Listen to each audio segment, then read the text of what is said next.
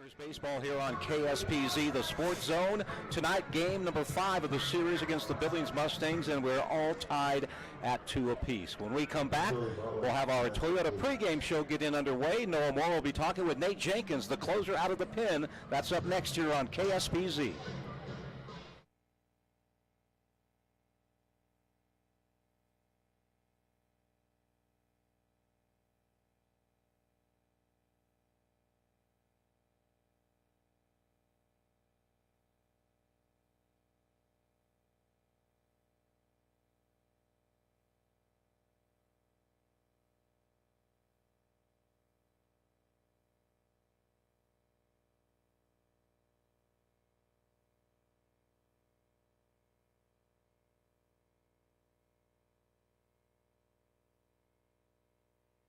This is the Toyota pregame show. Our guest is the Chukars closer, that is number 50, Nate Jenkins. He is 4-1 this year with 7 saves on the year, which is tied for 5th in the Pioneer League. Nate, how would you rate your season thus far? You've been quite effective as the Chukars closer. Oh, thank you, Noah. Yeah, I mean, it's been going well so far. Just try not to change too much. Just keep the same mentality each time I go out there. Is throw strikes, attack hitters, and be as efficient as I can, and it's been working at this point so far, and try to stay healthy and feel good at this point of the season, so, yeah. Talk to me about the bullpen. In this series, they've been quite effective. Not only has had a good outing, as did Keegan McGinnis. What's made the bullpen so effective this season for the Chukars? Yeah, the bullpen's been doing a great job. I think we just do a really good job of not getting too caught up in the moment. Whether it's a close game or, somewhere out of reach, I think we just keep the same mentality and attack hitters, and each guy's been doing a great job every time they've been asked to throw, and we're a bunch of dogs in there, so we just keep doing the best we can. All right, Nate, so this year the Chukars are in the hunt right now, tied up with the Great Falls Warriors for 2nd in the North Division. The Paddleheads have a 1-game lead over both teams. This team made the playoffs last year on having the 2nd best record in the Pioneer League. What's it going to take for the Chukars to get into the playoffs this year?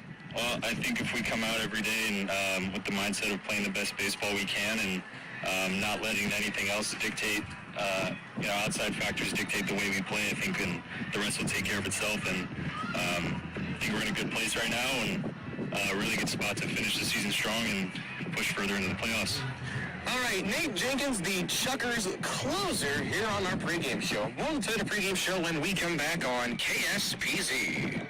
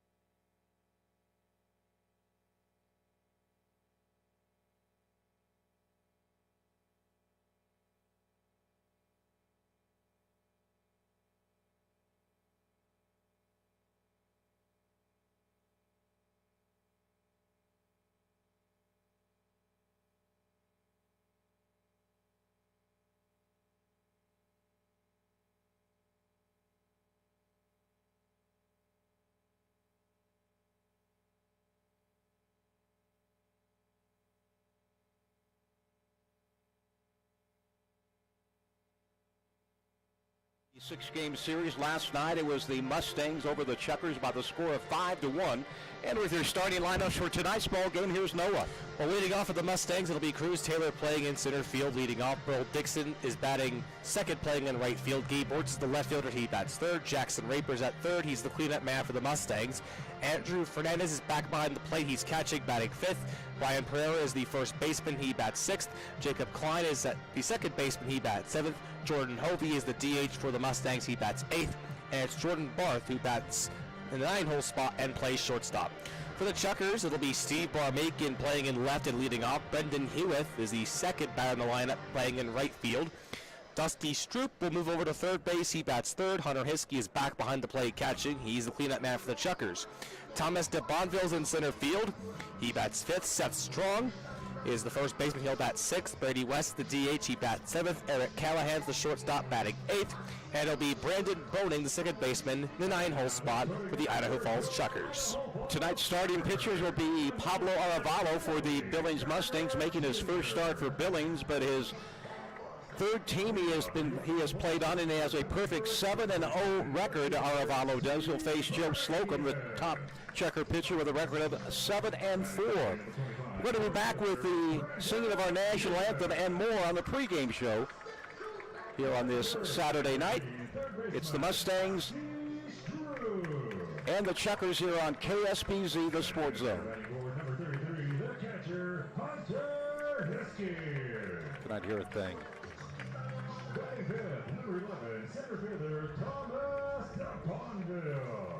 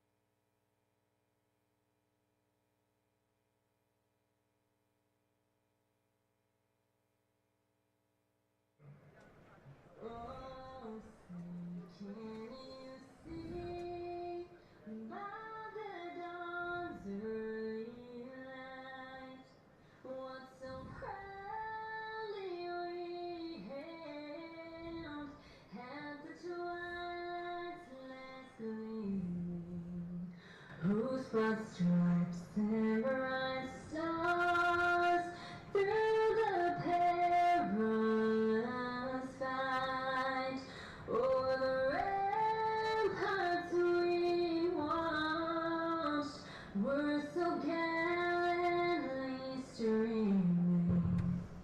And young kids regular, the balls bursting.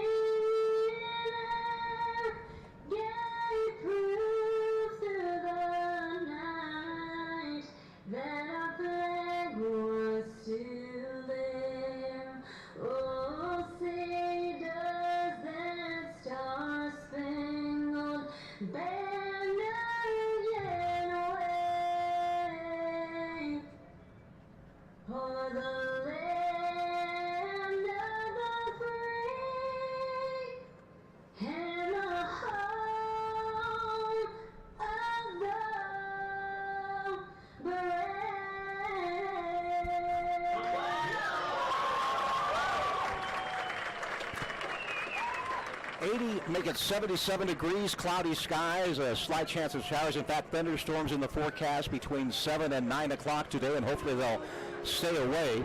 Slight breeze blowing out to right center field, although it has died down just a bit. And this is game number 5 of the 6-game series. Mustangs took game 1 3-2. Chukars came back with a 7-3 win in the second game. 7-5 Chukars win 2 nights ago, and last night it was the Billings pitching of Kelvin Pilot and Bo Bovelin who shut down the Chukars. Only 1 unearned run and 6 base hits. So as we mentioned when this series began, it was the best pitching team against the best hitting team, and although the record is 2-2, I think the Mustangs pitching has definitely slowed down the Idaho Falls offense. They average 9 runs a game. They've been held to right around 4 runs a game in this series. Their team batting average of the Chukars for the season at .335, but against Billings only .292. So definitely the Mustang pitching staff as good as advertised, as Joe Slocum will face the Mustangs tonight. Joe with a record of 7-4, making his 8th start. He's worked in 12 games as well this season. 67 innings of work, 74 hits. He's walked only 19, and he struck out only 43, so much more of a pitch-to-contact pitcher is Joe. ERA of 5.10, and opposing batters hitting .279 off Joe Slocum, the 26-year-old right-hander out of Aurora, Colorado, played his college ball at the University of Colorado at Colorado Springs. Chukars back to their typical all pinstripe uniforms after last night's Star Wars unis that were auctioned off.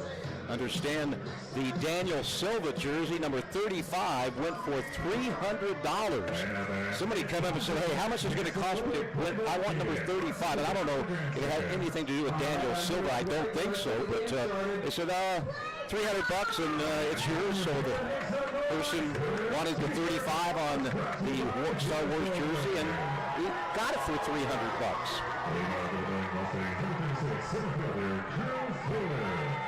Cruz Taylor, Burl Dixon, Gabe Wirtz to face Joe Slocum here in the top half of inning number 1.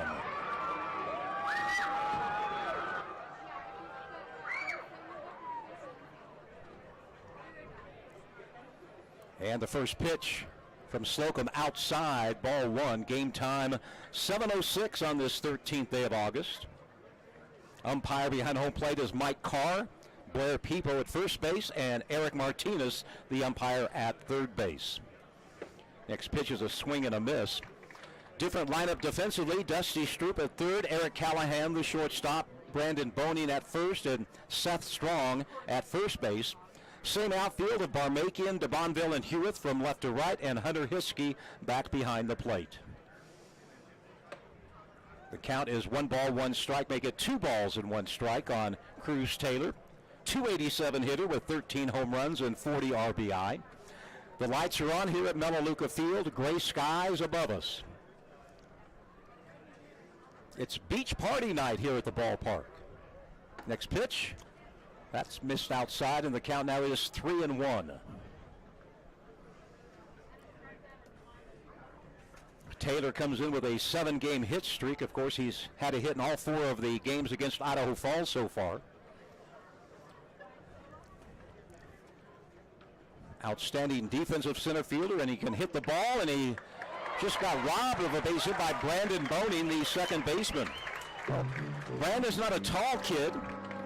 He's only 5'10", but he had pretty good hops, and he snagged that line drive out of the air for out number 1. Brings up Burl Dixon, the former Kansas City Royals farmhand, batting just .167, 2 for 12 on the season. Of course, he made his Billings debut right here at Melaleuca Field a couple of nights ago. Big, tall, skinny, left-handed batter, Burl Dixon out of Sacramento. First pitch is a foul back to the screen. 23 years old. I think we mentioned it before, but the Kansas City Royals drafted this young man in the 18th round back in 2019. The count 0-1, Slocum, righty, against the left-handed hitting Burl Dixon. He takes the pitch for a called strike, and he's down on the count 0-2.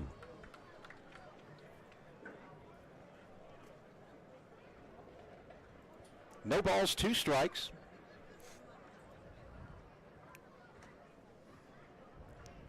And the 0-2 off-speed pitch hangs a little bit high. The count is now 1-2.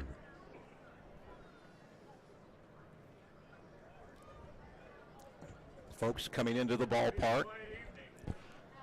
Only one more game of this homestand tomorrow afternoon at 4 o'clock. Here's Dixon, laces one foul. That'll be down the right field line. Got in front of the pitch. Just a little bit out front, and the count now, well, it stays at 1-2.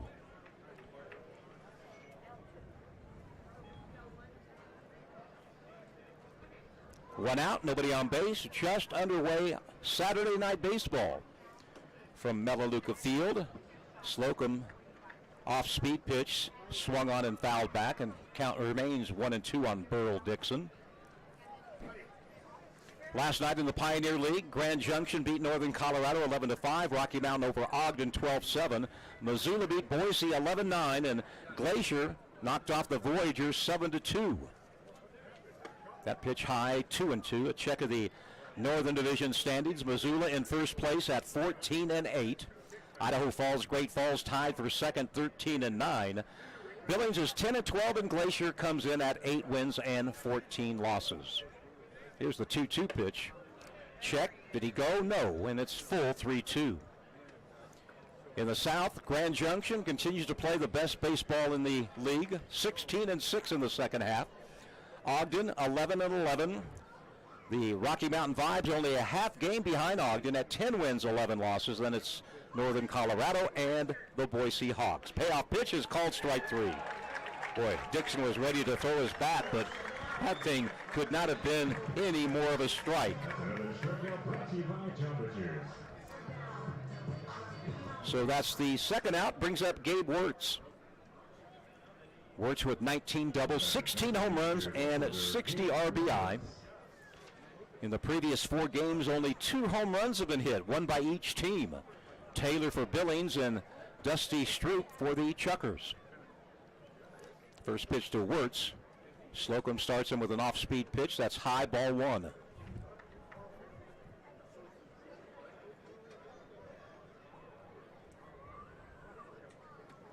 Stroop, Callahan, Boning, and Strong in the infield from third to first. This ball is going to be into the gap in left center field. That's going to be at least 1, and I think Wirtz will go for 2. He will. DeBonville picks it up, and it's going to be a 2-out double for Gabe Wirtz. He continues to have an outstanding series. He's now 8 for 17 in the 5 games against Idaho Falls. So a runner in scoring position for Jackson Raper, the third baseman. Raper batting .281. Left-handed hitter with 10 home runs and 16 doubles.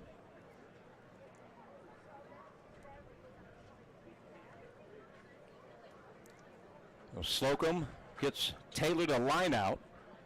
By the way, nice defensive play by Boning. Dixon struck out looking. Now Wirtz with a double, and Raper, the cleanup hitter, comes up. And that pitch is high, ball 1.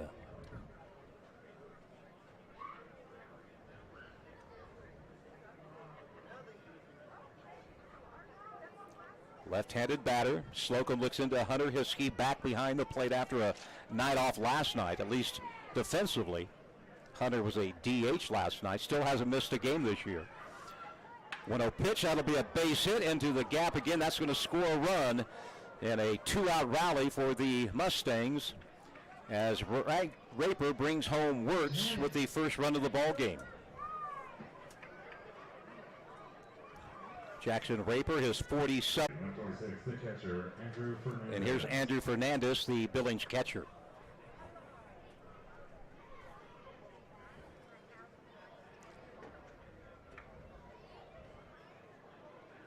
Right-handed hitter is Fernandez, the son of former big leaguer Alex Fernandez. Great left-handed pitcher for the Marlins and the White Sox. First pitch inside for a ball. It's 1-0. Runner at first base and a run in here in the top of the first. Here's a ground ball. Callahan skipped over his glove. And the runner reaches. His runners will be at first and second. That'll be an error on Callahan, who made a couple last night. And there's runners at first and second.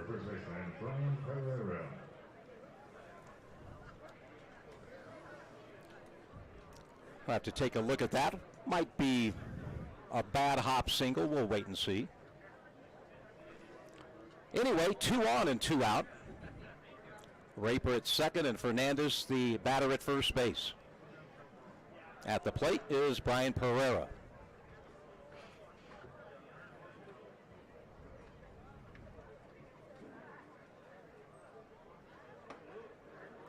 Pitch is outside, ball 1. 1-0 the count.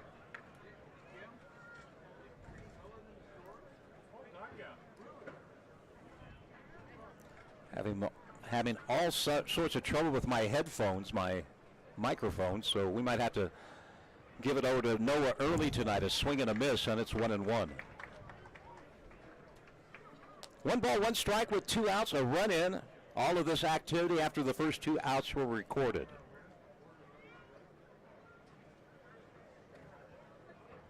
1-1 the count. Slocum checks the runner at second. The pitch, low, ball 2. 2-1 to Pereira, batting .277. Pereira had a good night last night for Billings. He was 3 for 4 with 3 RBI. He had the big bat for Billings. Pilot and Bovelin did the rest on the mound for the Mustangs. It was a ground ball, first base. Seth Strong's going to take it to the bag himself for out number 3. But the Mustangs get on the board. 1 run, 2 hits, 1 error, and 2 men left on base after 1/2. It's Billings 1, Idaho Falls coming to bat.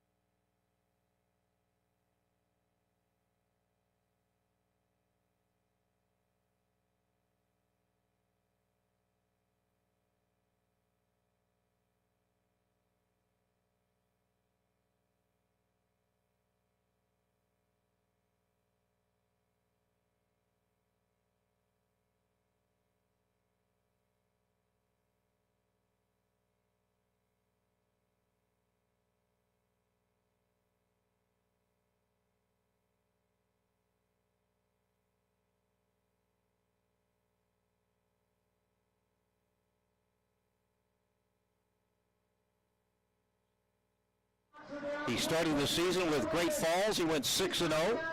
He went to Ogden. He went 1-0. He threw 6 innings his last start, and then he just was released. In Billings, already loaded with pitching, picks up Arevalo. 7 wins, no losses, a 5.97 earned run average for the right-hander out of Miami, Florida. 24 years old. They'll face Barmakian, Hewitt, and Stroop here in the bottom of inning number 1. Should be a unique approach, John. Both Slocum and Arevalo, they both utilize a contact-heavy approach, so it should be unique to see. Also unique is how Arevalo is undefeated this season. He's on his 3rd different team, but his command is outstanding in Ogden. Well, he's walked only 8 all season long in 57 innings, but he has struck out just 31, so again, yep, sort of a pitcher out of the mold of Joe Slocum. Here's Steve Barmakian. 17-game hitting streak for Steve, batting .353. 4 home runs and 55 runs batted in. And Steve swings at the first pitch, fouled out of play, 0-1. Jackson Raper at third, Jordan Barth the shortstop, Jacob Klein at second, and Brian Pereira the first baseman. Gabe Wirtz in left, Cruz Taylor in center, Burl Dixon in right, and Andrew Fernandez behind the plate. Next pitch also fouled out of play, and it's 0-2.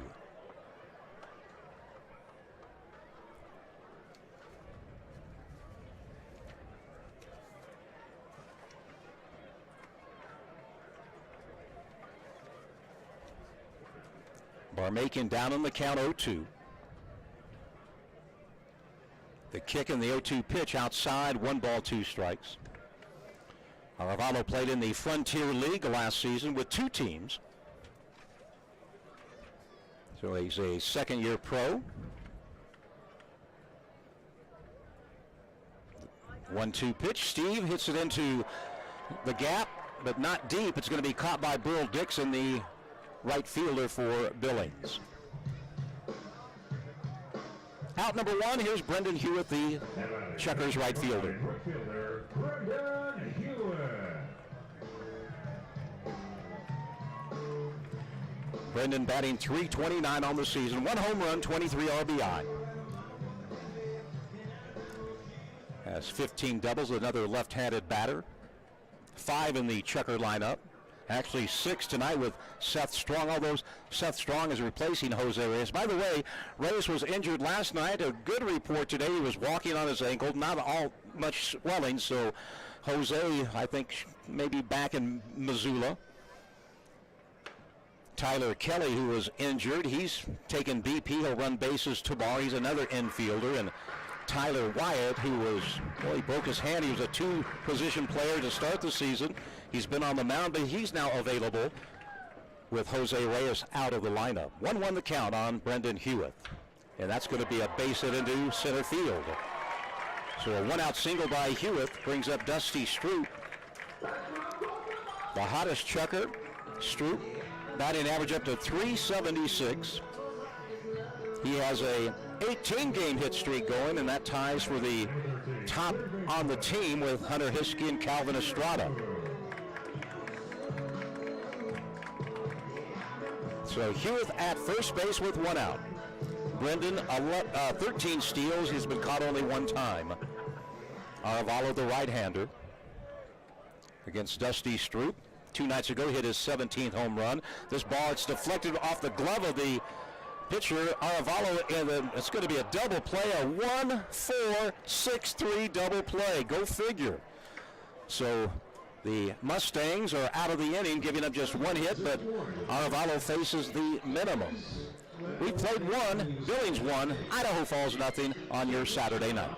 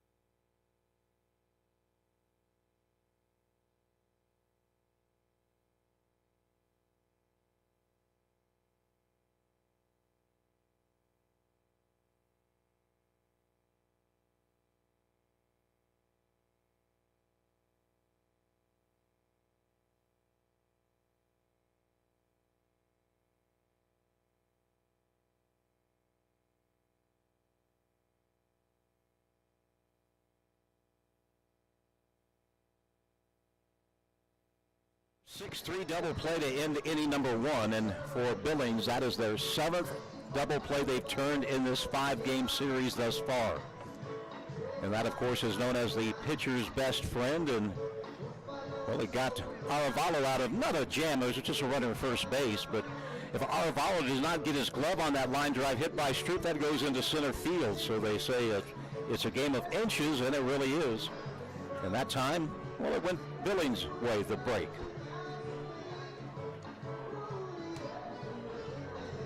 1-2. 1-2. The score is 1-0.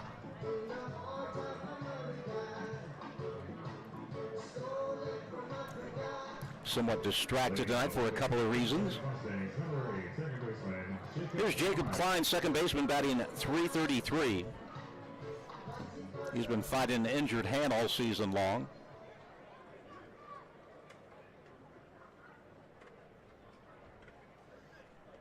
Right-handed batters Klein, and the first pitch from Joe Slocum in the top of the second. It's low, ball 1.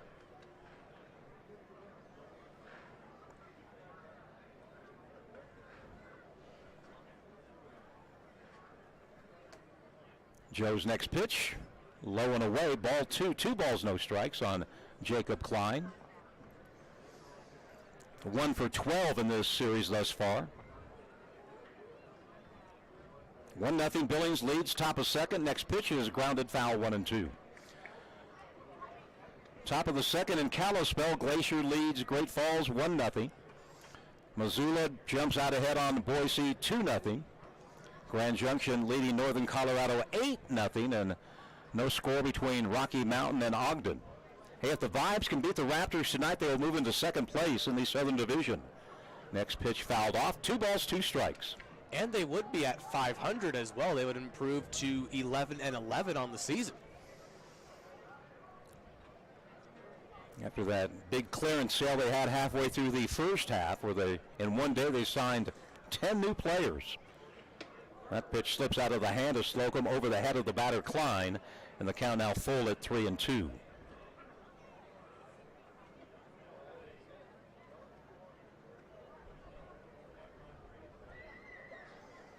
Here's the 3-2 pitch.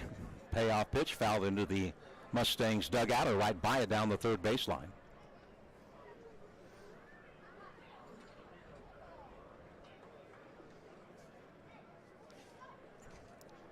Idaho Falls overall 40 wins and 30 losses. Billings 35-33. That pitch is ball 4. Well, it might have been right down the pipe. It was a little bit high.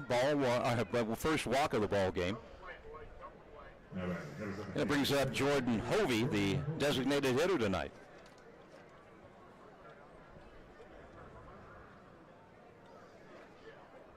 Klein, 3 stolen bases in 3 attempts.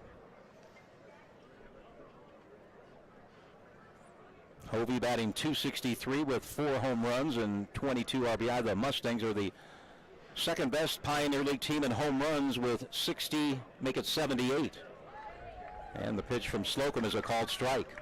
Of course, Missoula has over 90 home runs. That's where the Chukars head next for a 6-game set beginning Tuesday.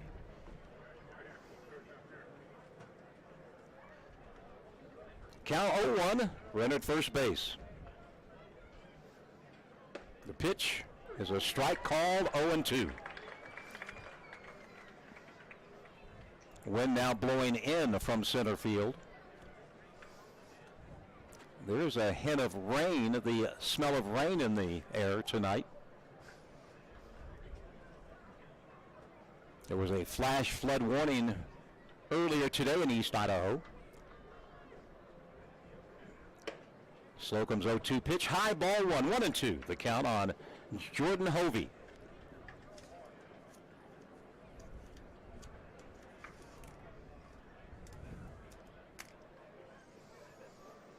Hovey out of Omaha, Nebraska.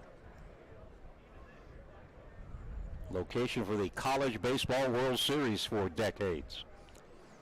The 1-2 from Slocum. There goes the runner. Ball hit into left field. Barmaking going back, looking up. He's going to make the catch on the warning track for out number 1. And going back to first base is Klein. So Hovey was on. Klein was off with the pitch, but a hot long fly ball to left, caught by Barmaking for out number 1, and it brings up Jordan Barth. Batting 9th, shortstop with a 10-game hit streak.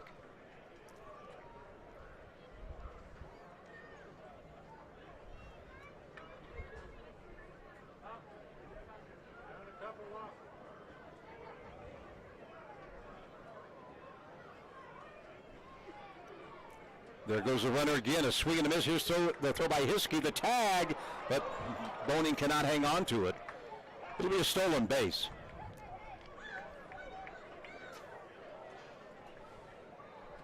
No, hold on.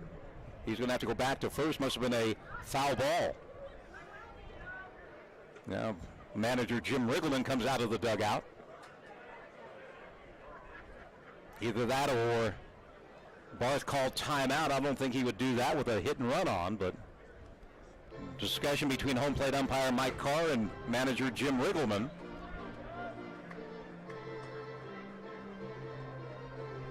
But they have sent Klein back to first for some reason or another.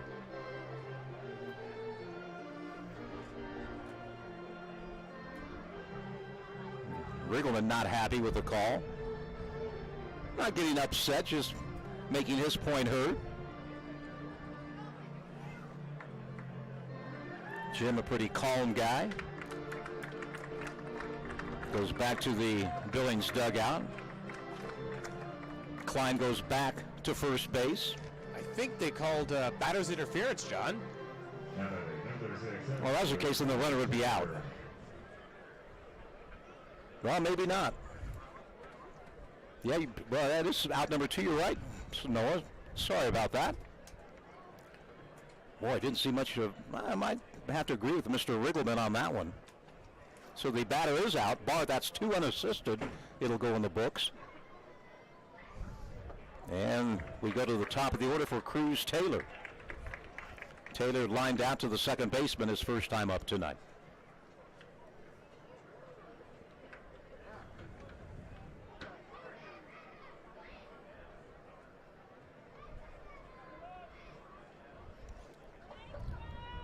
Batter's interference. Toss to first. Klein back. Don't see it too often. Didn't see Barth really get in the way of Hunter Hiskey, but apparently the home plate umpire thought so. So the Chukars get a break. Now the wind starting to swirl from left to right. Throw over to first base. Now it comes in from center field. Could be a stormy night here at East Idaho. Again, they were expecting thunderstorms through about 9 o'clock tonight, but so far so good here at the ballpark.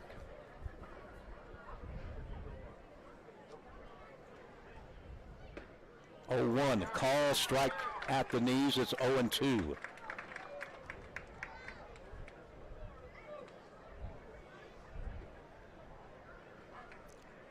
Slocum ahead 0-2. He walked Klein. Hovey flied out to left, and Barth was called out on batter's interference.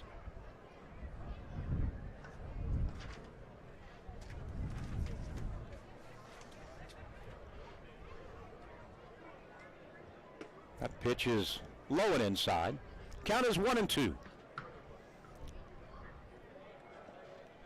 And 9 times out of 10 when the wind blows in from the north, that's not a good sign weather-wise. 1-2 the count.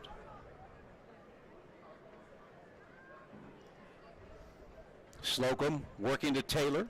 Runner at first base. Pitch is high. Count is 2-2.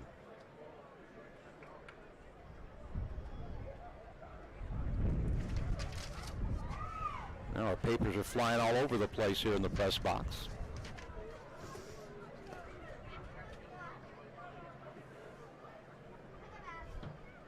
Now they say thunderstorms expected at around 8 o'clock.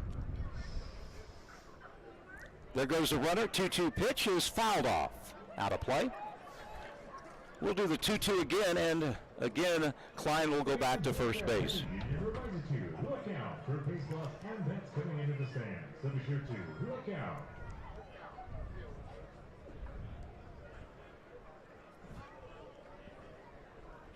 Nice crowd on hand here tonight thus far.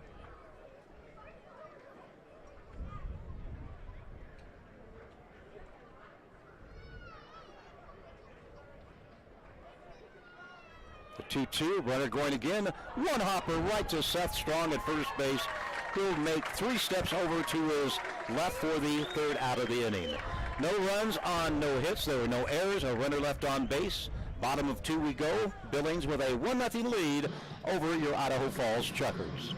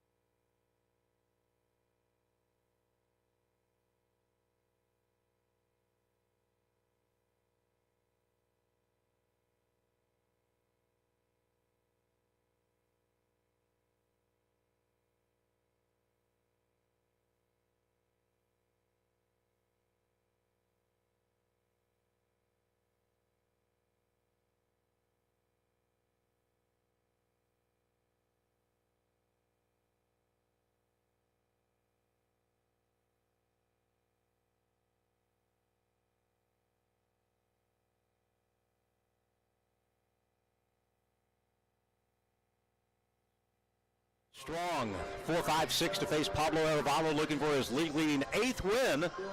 And by the way, Joe Slocum also looking for his 8th win tonight. Hunter batting .344 with the 24 doubles, 3rd in the league behind his teammate Barmakian and Gatewood of Ogden. Arevalo, first pitch to Hunter, takes it on the inside corner for a called strike 1.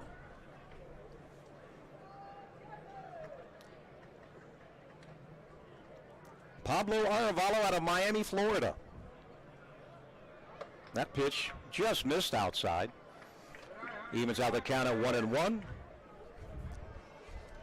Hunter, a tough night last night, was 0 for 4, including a big double play ball. This ball's hit hard, and Dixon dropped it. He was coming in.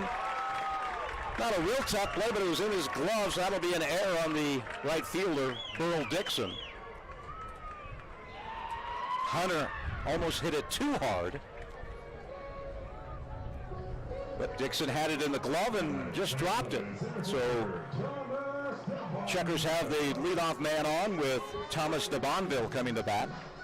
Debo batting .284. Just 2 hits in the series. One of those was a triple in last night's game. In fact, it was a leadoff triple, and Chukars could not score him. But that was last night, and tonight's first pitch outside for a ball.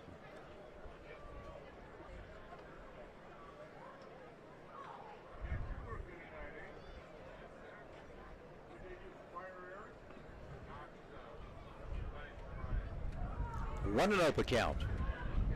That pitch is dribbled foul behind the plate. You can hear the wind starting to come in. The trees beyond the left field fence, they're swaying in the wind.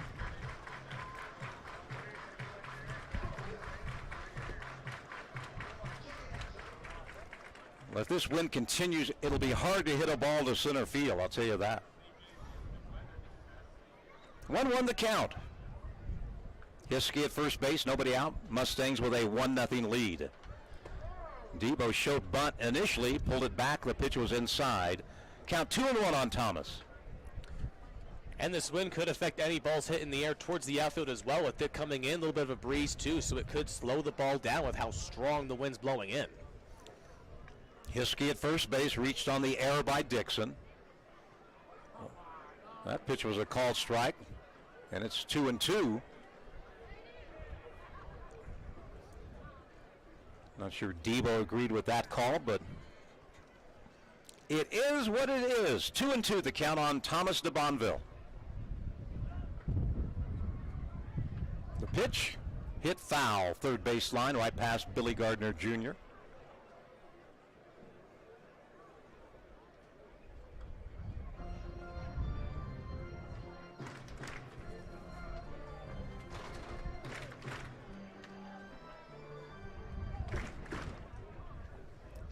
Two the count, nobody out. 1-0 Billings leads. Debo swings and fouls this one out of play.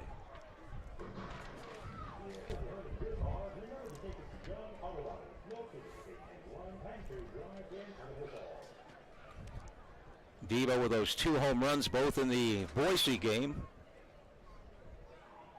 on a Sunday. Not bad, 2 home runs, 6 RBI for de Bonville, his first 2 and only 2 of the year. And he swings and misses on a pitch that was outside. Out number 1. And the batter is Seth Strong, playing first base tonight. Number 15, first baseman, Seth Strong first at bat as a Chukar. He hit a home run, and that's been pretty much it. Batting just 167 is the left-handed swinging first baseman. Hiskey still at first base, being held on by Pereira. And Strong going to line one into center field. That'll drop for a hit.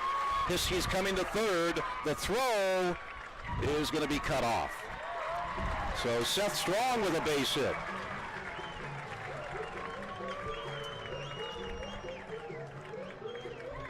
Runners at the corners with 1 out for Brady West. the Chucker that really needs a couple of base hits. He has really struggled in the month of August.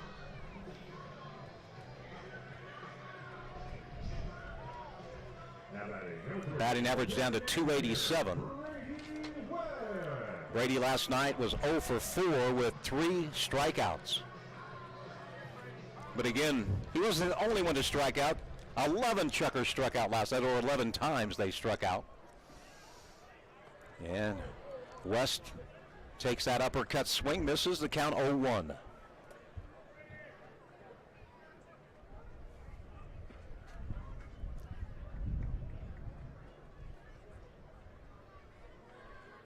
Hiskey at third, Strong at first. 1 out, 0-1 delivery. That's checked foul near the Chuckers dugout. In fact, it ricochets back onto the field. And it's 0-2 the count on the Chuckers DH.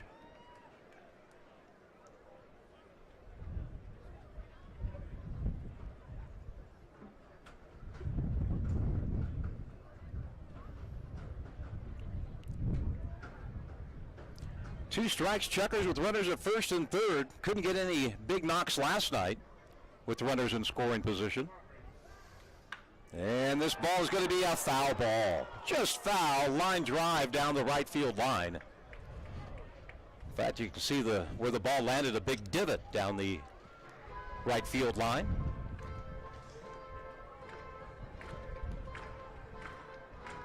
Count remains no balls, 2 strikes on Brady.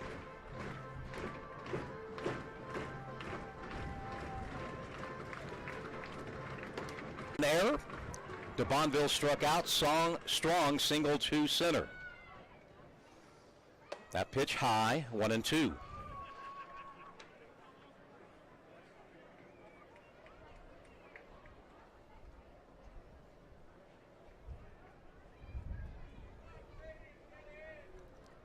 Left-handed batter against the righty Pablo Arevalo. His third team, and he still hasn't lost a game. That's independent baseball for you. That pitch is low and it's 2-2.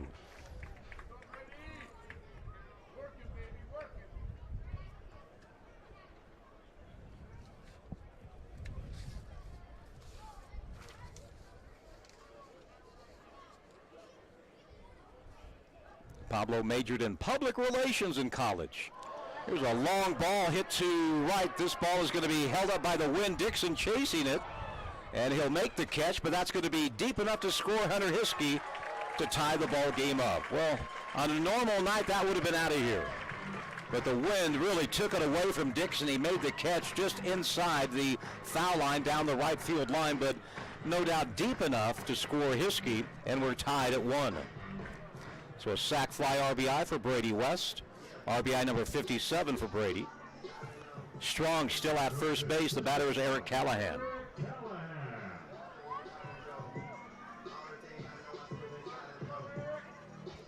Eric batting .260.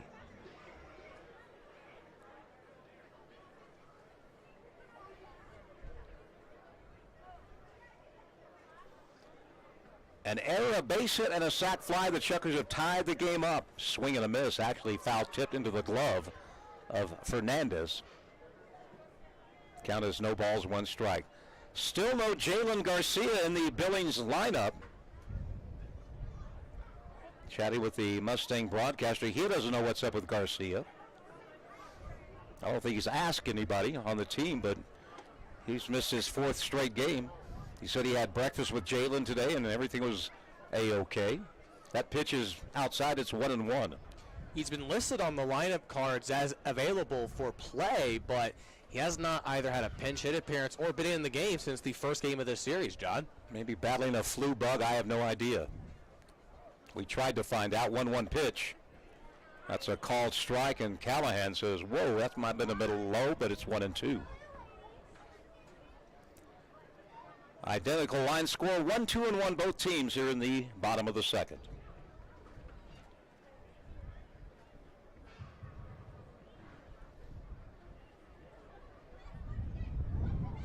Throw to first base, Strong dives back.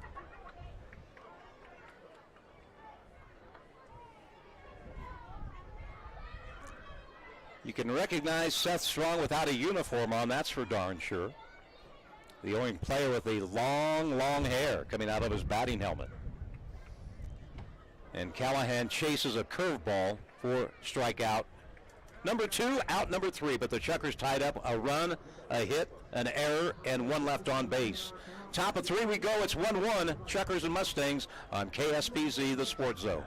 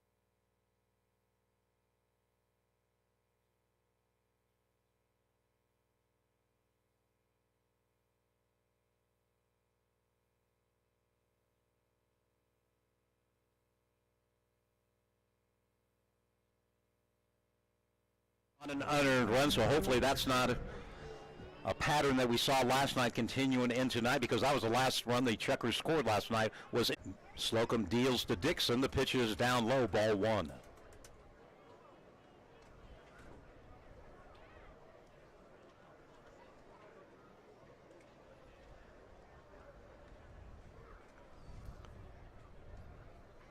Slocum into his windup. 1-0 pitch hit hard but foul down the first base line. Count evens out at 1-1. Noon, 4 o'clock, the Madres take on the Mustangs. Gates open at 3. First pitch at 4. $1 off all beer in the ballpark on a Sunday. Slocum's 1-1 on the way to Burl Dixon. A swing and a miss, and it's 1-2. Ball had some late movement as it got to Dixon.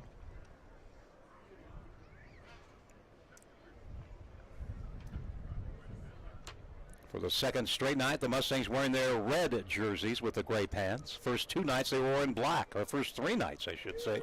And there's a called strike 3, and Dixon is called out for the second time tonight, and he is not a happy camper. Out number 1 here in the 3rd. Second strikeout for Joe, both against Dixon, and scored on the Raper single. If this is your child, head on up to the press box. We're located right up the middle here of the center seating. How could a parent lose a child? I don't get that. Pitch high and inside, ball 1. Someone you always got to keep your eye on. Yeah, I mean,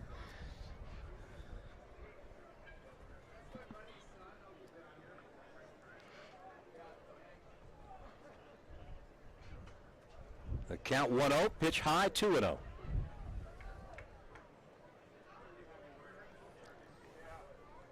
Some good news about Jose Reyes. Not broken, sprained, but not a deep strain, and he was up and walking on with no crutches today. That was a good sign. Next pitch from Slocum found the outside corner, 2-1 the count. Chukars have already lost Calvin Estrada. They lost Sam Troyer. The 2-1 pitch. Fly ball center field to Bonville. Going back. It's going to be off the base of the wall. And Wirtz is going to have his second double of the ball game.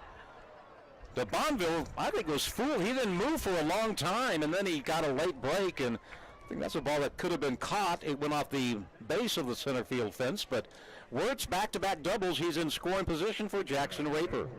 Third baseman, Jackson Raper.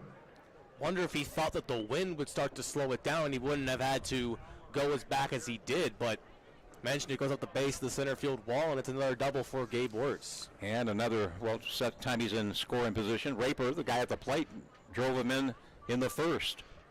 Third hit for the Mustangs.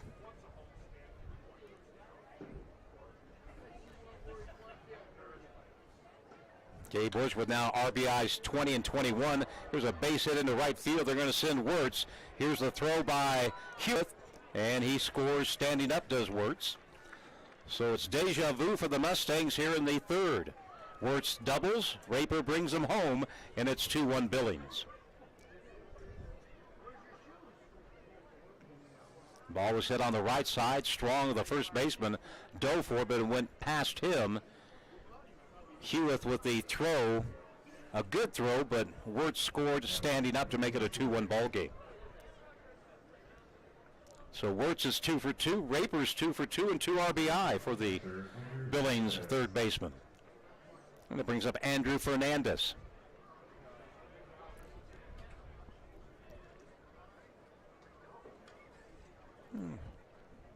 The little boy's parents have been found. That's good to hear.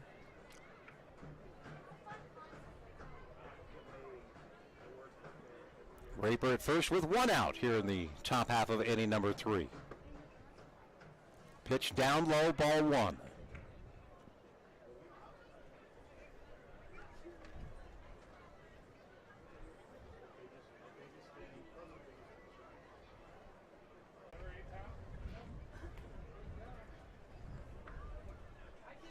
Yankees, Red Sox 2-2 in the 8th inning.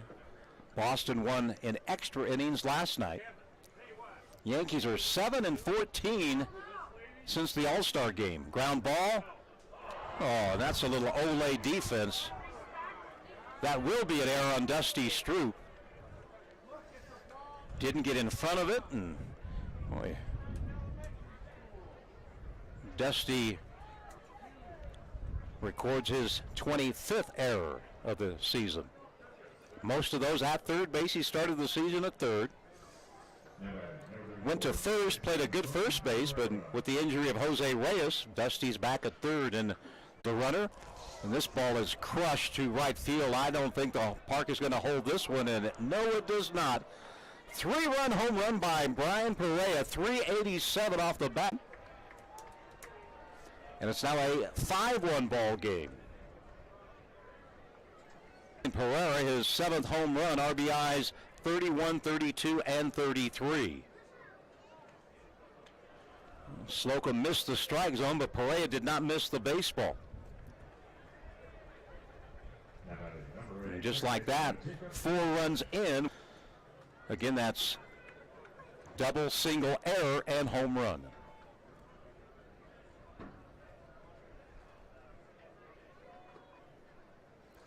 The batter now is Jacob Klein.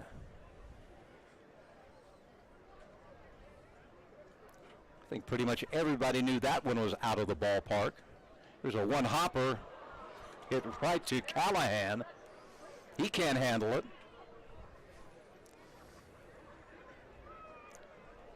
And that'll be an error on Callahan.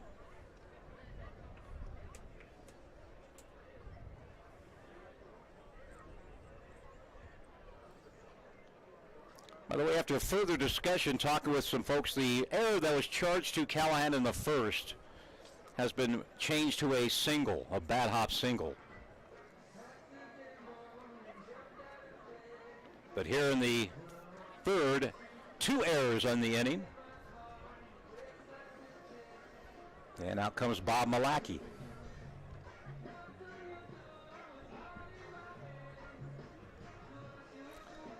So they'll have to change that on the scoreboard. 5 runs, 6 hits for Billings. And the Chukars have committed 2 errors. But at this point, it really doesn't matter. It's a 5-1 ball game. But it's early, folks.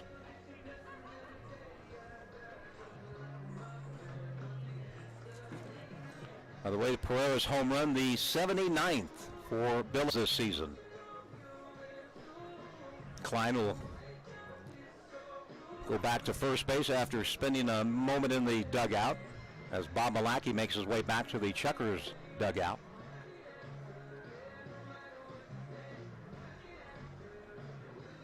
(5-1). Billings leads. And it's Jordan Hovey. Hovey in the series, 5 for 15. We're in the top of the third.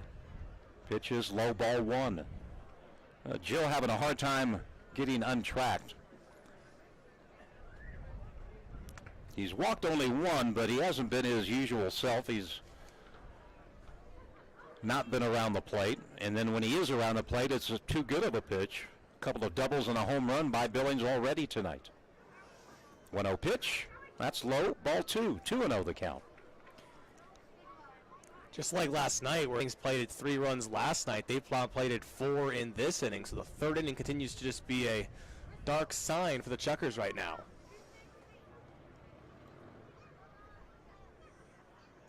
The 2-0 pitch. Ball 4. So the inning continues. Klein to second, Hovey to first, Barth to the plate. Barth, the 8th batter to come to the plate, and still just 1 out, and that was Dixon, who was called out on strikes to lead off the third. Then came the double, the single, the error, the home run, another error, and now a walk.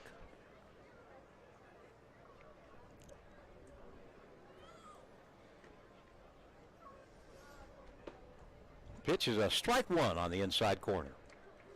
So Alex Fishberg in the bullpen. Chukars have fallen behind early tonight. Last night they fell behind early and could never recover. That pitch inside, and it's 1-1 on Jordan Barth. 6-game hit streak. I'm sorry, a 10-game hit streak for the Billings shortstop.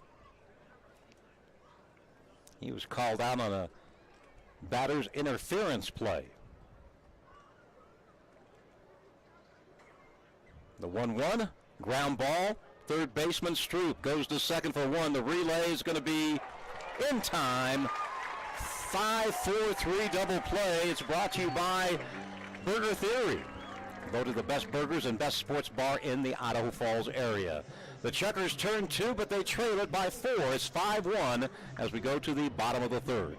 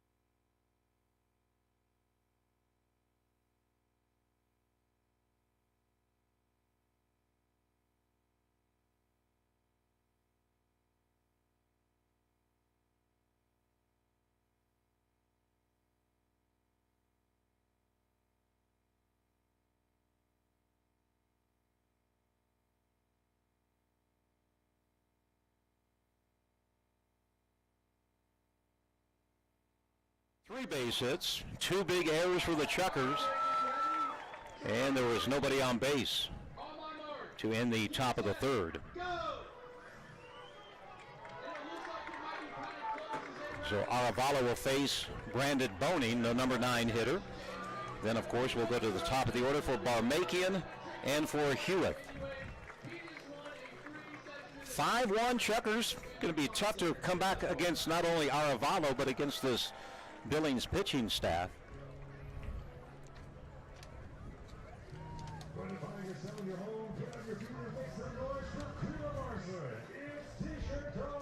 Brandon, in his first 3 games in the Chukar uniform, is 4 for 10.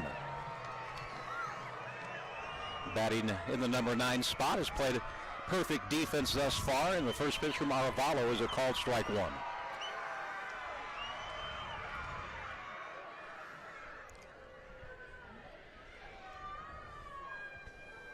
The 0-1 pitch misses high, 1 ball, 1 strike.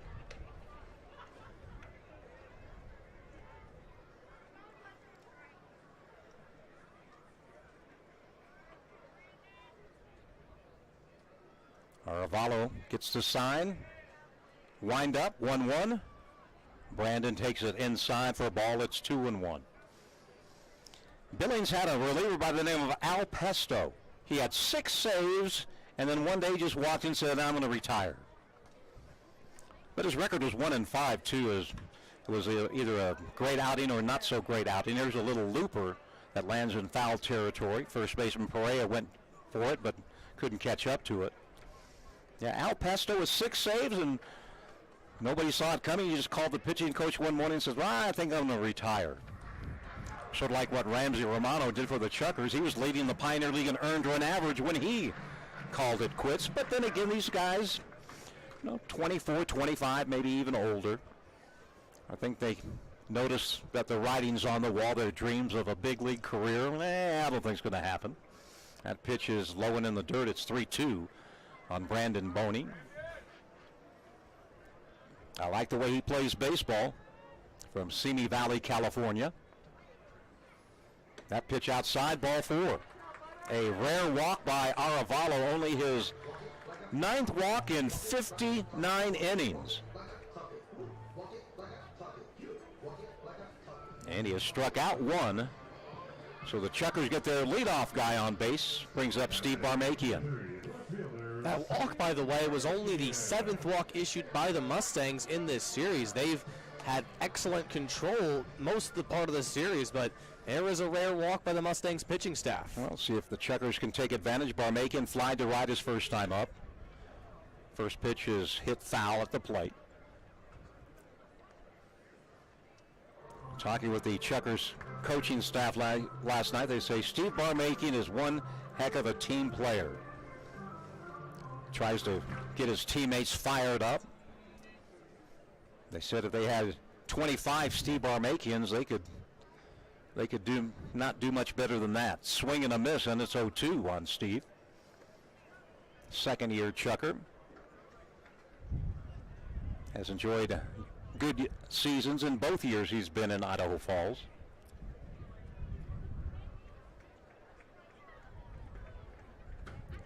Boning at first base with nobody out. Chukars down 5-1. Next pitch is high, and it's 1-2.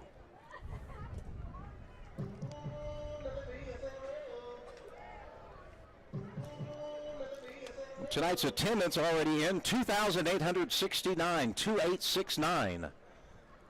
Coming to the ballpark tonight on Beach Party night. That pitch outside, and it's 2-2. Steve, one of the league leaders in walks. Second in the Pioneer League in runs scored. And he's batting .353, leads the league in doubles. Wind continues to blow in from center field. That'll knock down some high fly balls. And there's a high pop-up infield. Who's going to call for it? It's going to be the third baseman. The wind blows it into foul territory, and Raper makes the catch for out number 1. So a foul out to the third baseman for the first out. Here's Hewitt, who singles his first time up tonight. That ball was hit sky high. In fact, the first baseman thought he had a good look at it, but the wind continued to blow it away, and the catch was made in foul territory.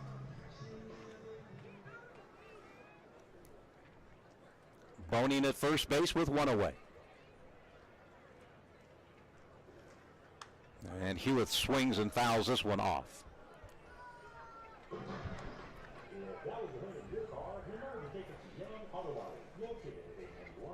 The count 0-1.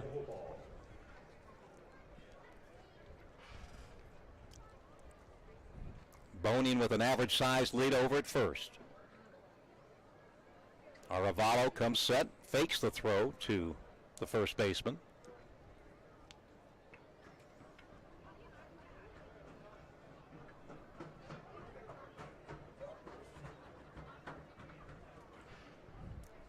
Oh, one delivery. That time Hewitt was jammed. The fastball came in on the inside hands of Brendan, and he fought it off, but he's down in the count 0-2.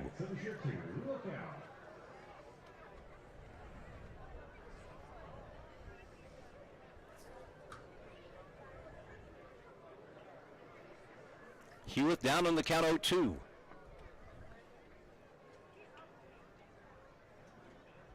The kick and the pitch. Ball hit into center field. That's going to drop in front of the center fielder. He tried a diving catch. It gets away, and it's going to be a double for Brendan Hewitt.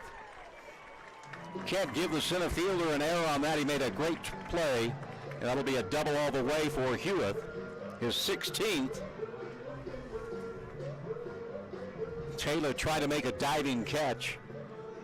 I think if it would have been late in the ball game, maybe he should have let it drop with a 4-run lead. But Brendan's 2 for 2. Runners at second and third, and here's Dusty Stroop. Base hit here can make it a 5-3 ball game.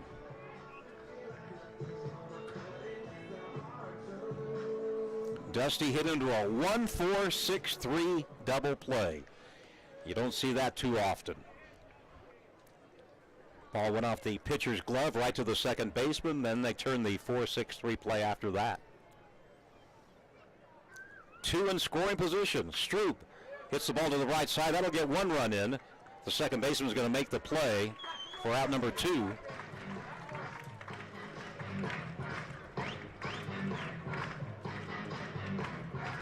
Stroop picks up RBI number 77 on the play. Scoring was Boning, and over to third base goes Hewitt, and here's Hunter Hiskey.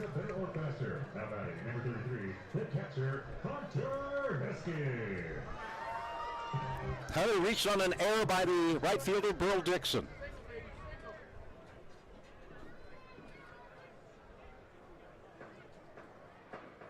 The pitch to Hunter. That's a gap shot. That is going to be caught by Dixon. Dixon got a great jump on the ball. Thought it might fall, but it hung up in the air, and Dixon made the catch for out number 3. But the Chukars get 1 back, 1 run on 1 hit, no errors, 1 left. We played 3. It's 5-2. Billings on top.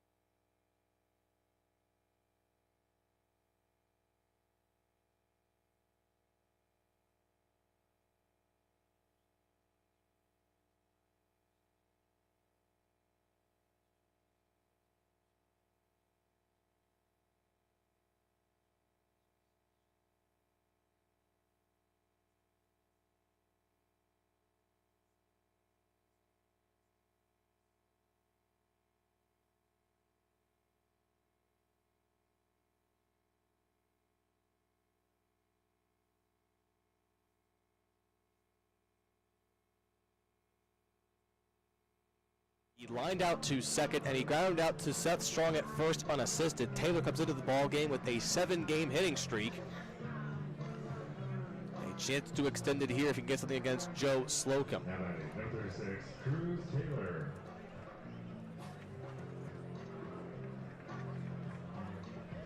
Taylor will bat from the left side, so a lefty-righty matchup here in the top of the 4th inning. The Chukars had Alex Fishberg, the long reliever, warming up in the bullpen, but he's been since sat down. The first offering to Taylor's a called strike on the outside edge. It's 0-1 on the Billings center fielder out of Lawrenceville, Georgia, playing in his first professional season.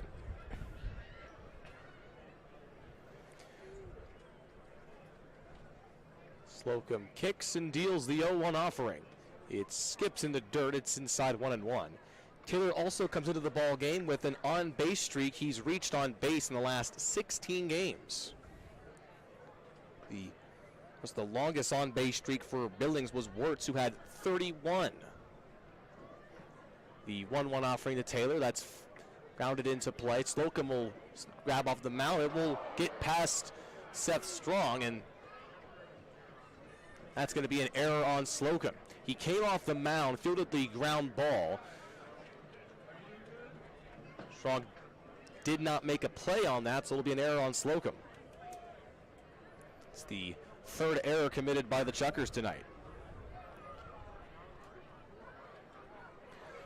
So Taylor will reach.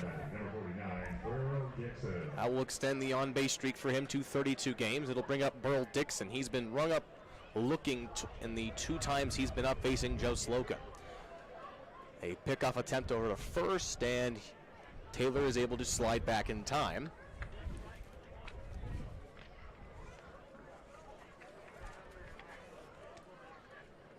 The bases, Taylor has 6 steals. He's been caught 3 times.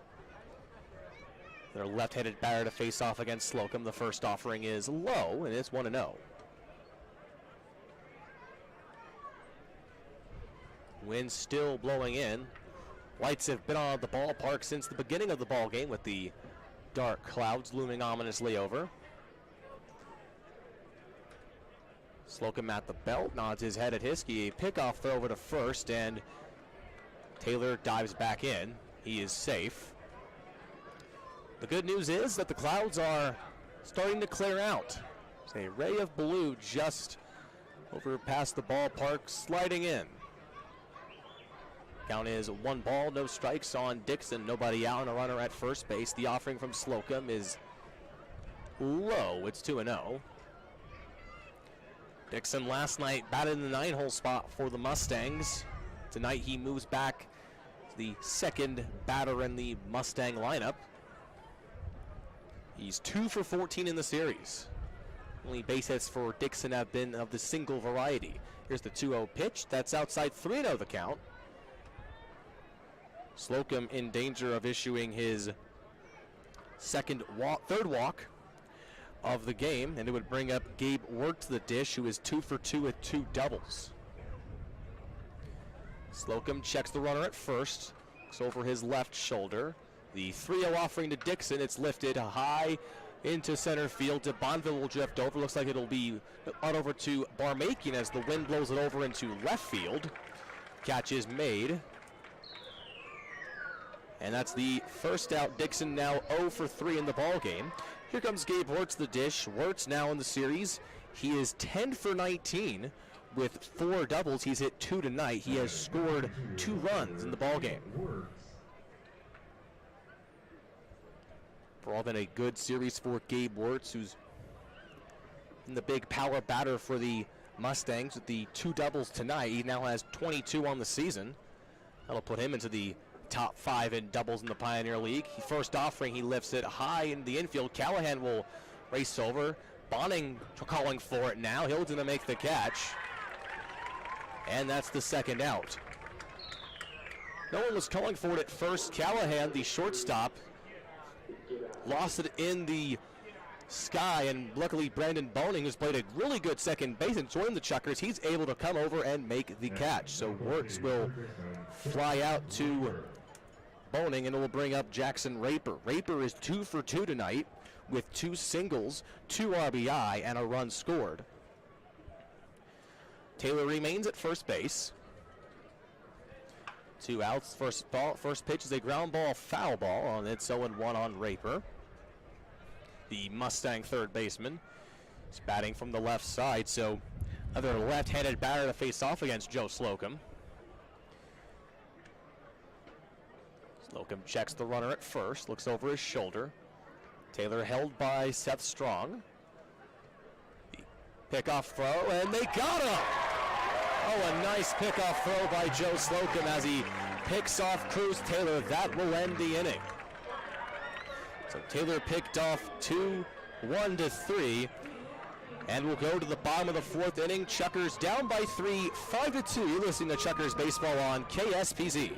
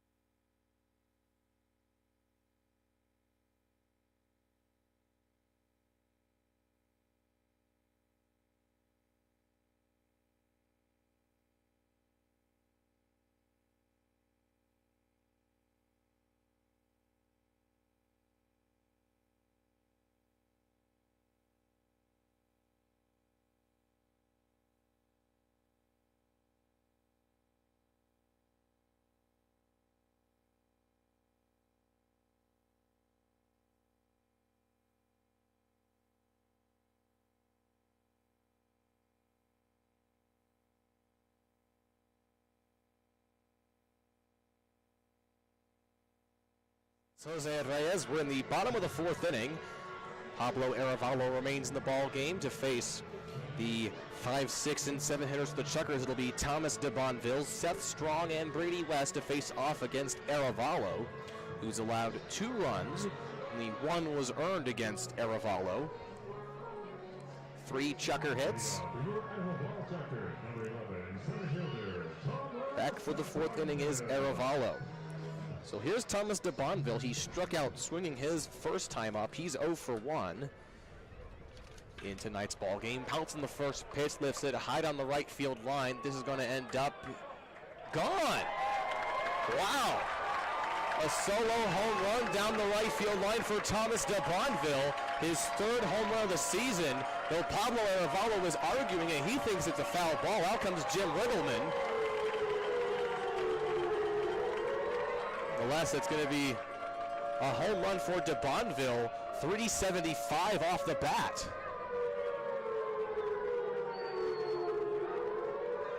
Riggleman's going to walk over to Blair Peepo, the first base umpire, as the Mustangs are adamant that it was foul. As Peepo, of course, who made the call of home run. Was a good pitch to swing at, though, for de Bonville. To give him credit, it was a pitch right down Broadway, so it was a good offering from Arevalo that de Bonville took deep. So the conversation continuing as now Mike Carr will step in. And it looks like Riggleman will step back to the dugout, still talking with home plate umpire Mike Carr. Looks like the umps are going to get together and talk this one over.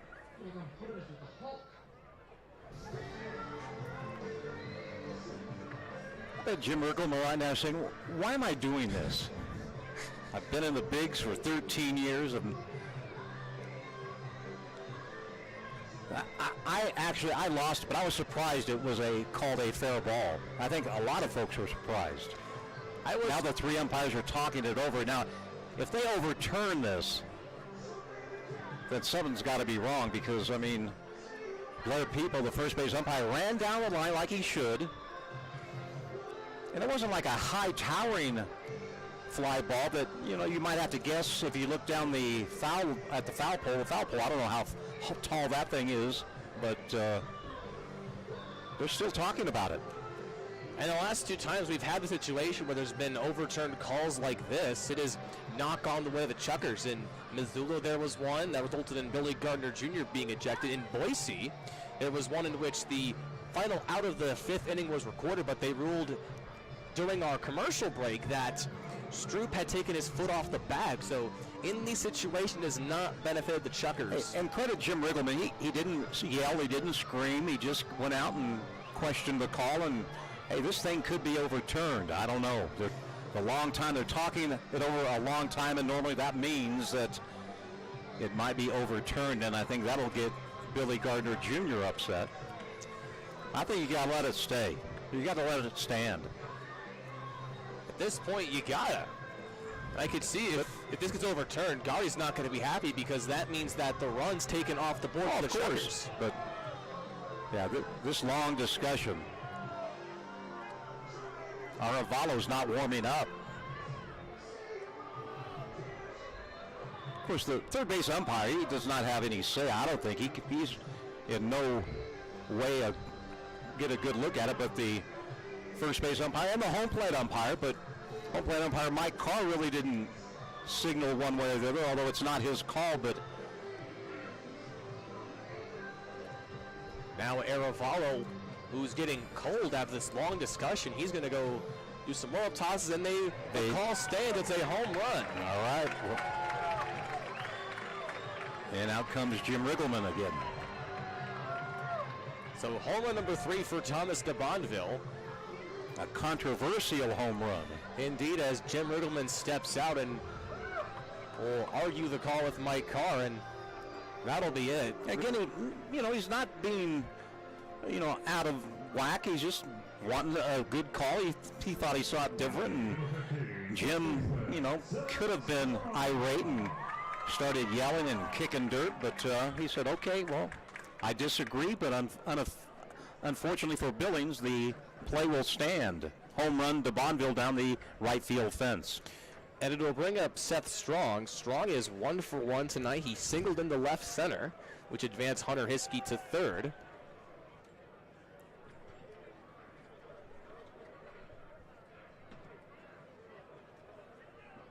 The home plate umpire, Mike Carr, has his mask off. Not sure why. He walked on the first base line. He's talking to the Chucker dugout for some reason or another.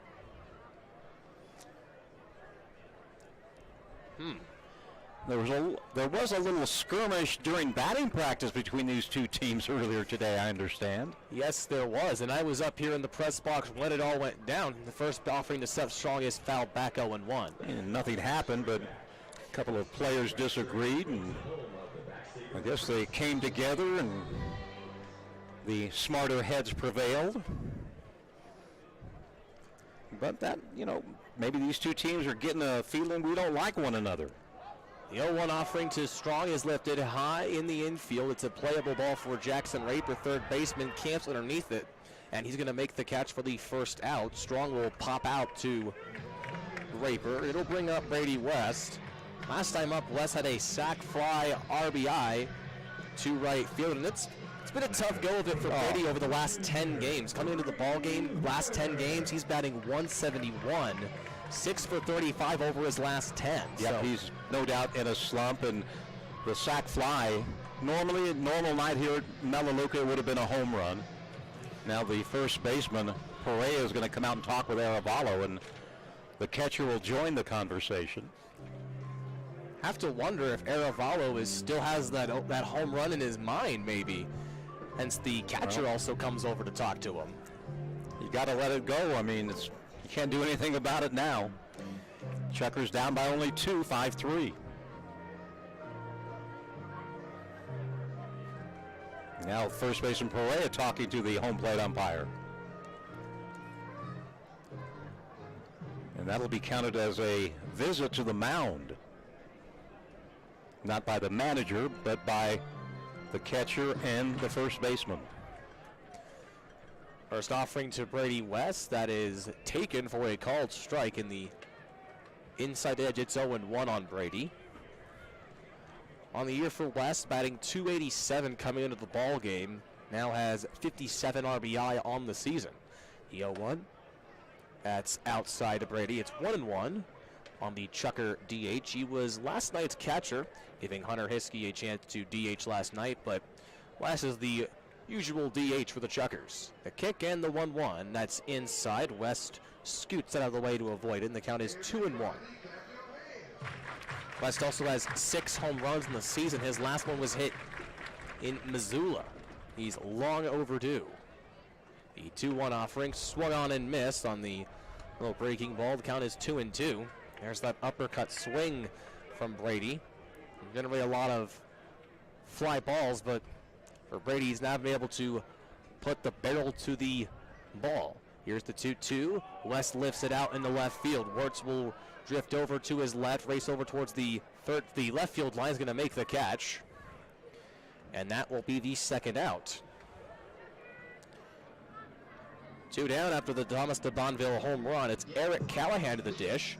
Callahan struck out his last time up, but overall it's been a good series for Eric. Now 4 for 14 in the series, a double and 2 RBI. He's had his mid-season struggles, John, but overall the timely hitting for Eric has been there. Yesterday he had a RBI single, which was the only RBI of the ballgame for the Chukars, so the timely hitting has been there for Eric. He's now batting .260 on the season. First pitch is a called strike on the outside edge. It's 0-1 to Callahan.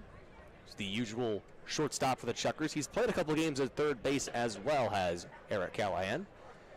The Chukar out of Columbus, Ohio. Aravallo kicks and deals 0-1 offering. It's outside, 1-1. Chukars down 5-3. They made it 5-3 on the controversial home run from Thomas de Bonneville on the right field line. Then, Strong popped out and West flied out. The 1-1, Callahan swings and misses on the breaking ball, and it's 1-2. The base is empty here in the bottom of the fourth. In the top of the fifth, it'll be Jackson Raper, Andrew Fernandez, and Brian Pereira to face off against Joe Slocum. Pereira looks into his catcher, Fernandez. Waiting for a sign he likes. He'll come set. The windup and the 1-2 swing and a miss. Down goes Callahan on strikes for the second time tonight. But Thomas de Bonneville makes it a 5-3 ball game on a solo home run down the right field line. 1 run, 1 hit, no errors, and no one left on base. We go to the top of the fifth inning. Chukars now down by 2, 5-3. You're listening to Chukars Baseball on KSPZ.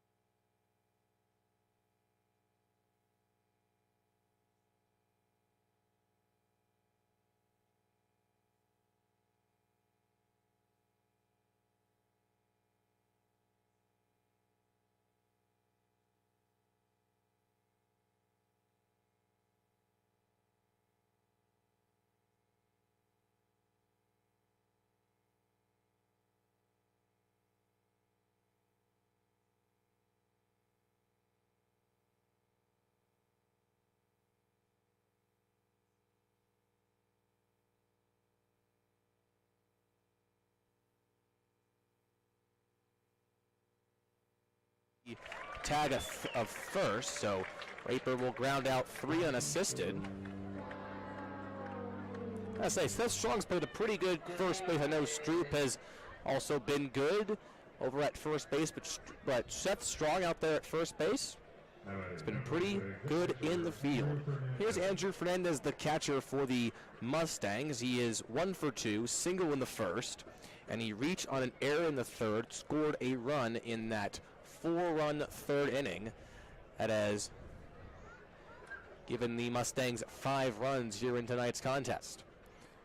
First pitch to Fernandez is a liner that gets past the glove of Dusty Stroop. It's hard hit. That'll be a base hit. Rolls into left field. Barmaken will barehand snag it and will hold Fernandez to a single. That was a hard hit liner by Fernandez. 100 miles per hour off the bat. His second hit of the ball game. The 7th for the Mustangs. So Fernandez will reach and bring up Brian Pereira. Last time Pereira was up, he hit a home run to right field and knocked in 3 runs. So 1 for 2, home run, 3 RBI for Pereira. They have that with a runner at first base. Slocum, the first offering to Pereira. That is a called strike on the outside edge, and it's 0-1. For Pereira, that was home run number 7, RBI 31, 32, and 33. And the home plate umpire points over to Mike, and it looks like someone's been tossed. It's the pitching coach for the Mustangs.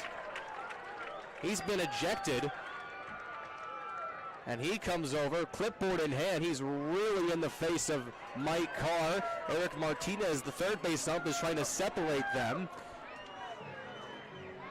And that's an ejection. That's Dan Radisson. Right, David Peterson, the pitching coach. Right, that is Dan Radisson, the hitting coach for the Mustangs, and he's tossed to the ball game. He'll have to listen into the rest of the ball game from the clubhouse. And he's flipping over to the Chucker dugout as well. Boy, Drew Radisson. He got hot, must have been arguing balls and strikes. And there goes Drew Radisson. He's been ejected. Oh, had a feeling that we might see some tempers flare after the controversial home run in the home half of the 4th, but still some coaches heated. Drew Radisson, the Mustang hitting coach, has been tossed. The count is 0-1 on Brian Pereira. The runner is at first is Andrew Fernandez. Slocum is set belt high. He kicked the 0-1 offering. That's a ground ball, foul ball, and that will bring it to 0-2 on Pereira.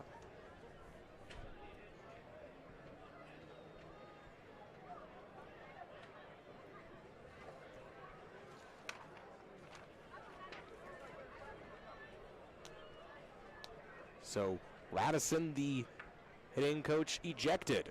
Count is 0-2 on Pereira. Slocum set at the belt. Fernandez over at first. The 0-2 is grounded. Gobbled up by Seth Strong. Tags first, though, to second. That's not going to be in time. So they get the out at first. Pereira grounds out, unassisted to Strong. Fernandez will advance on the ground out. It'll bring up Jacob Klein. Klein drew a walk his first time up in the second. He reached on an error by the shortstop Callahan in the 3rd inning.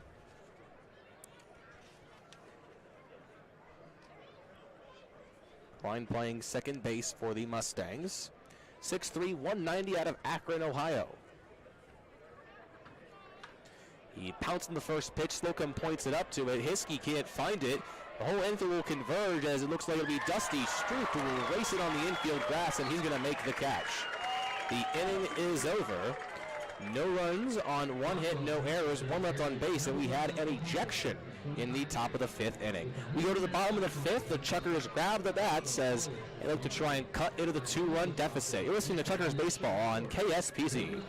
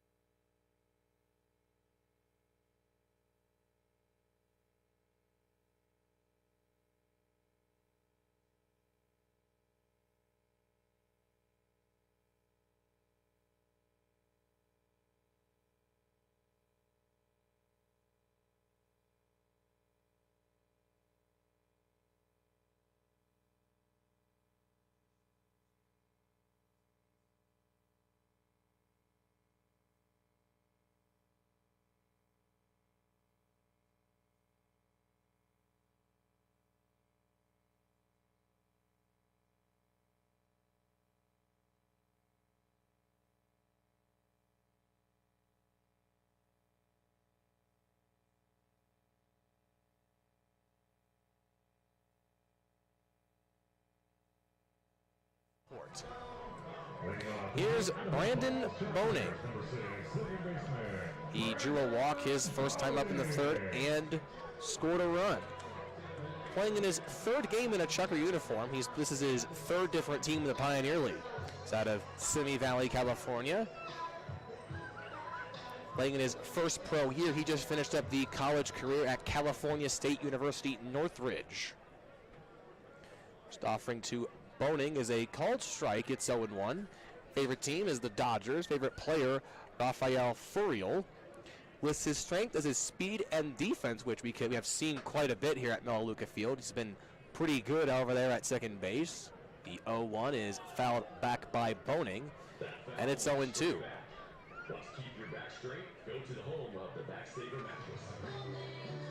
So enjoys cornhole, racquetball, mountain biking, and anime, does Brandon Boning. He's down the count now, 0-2.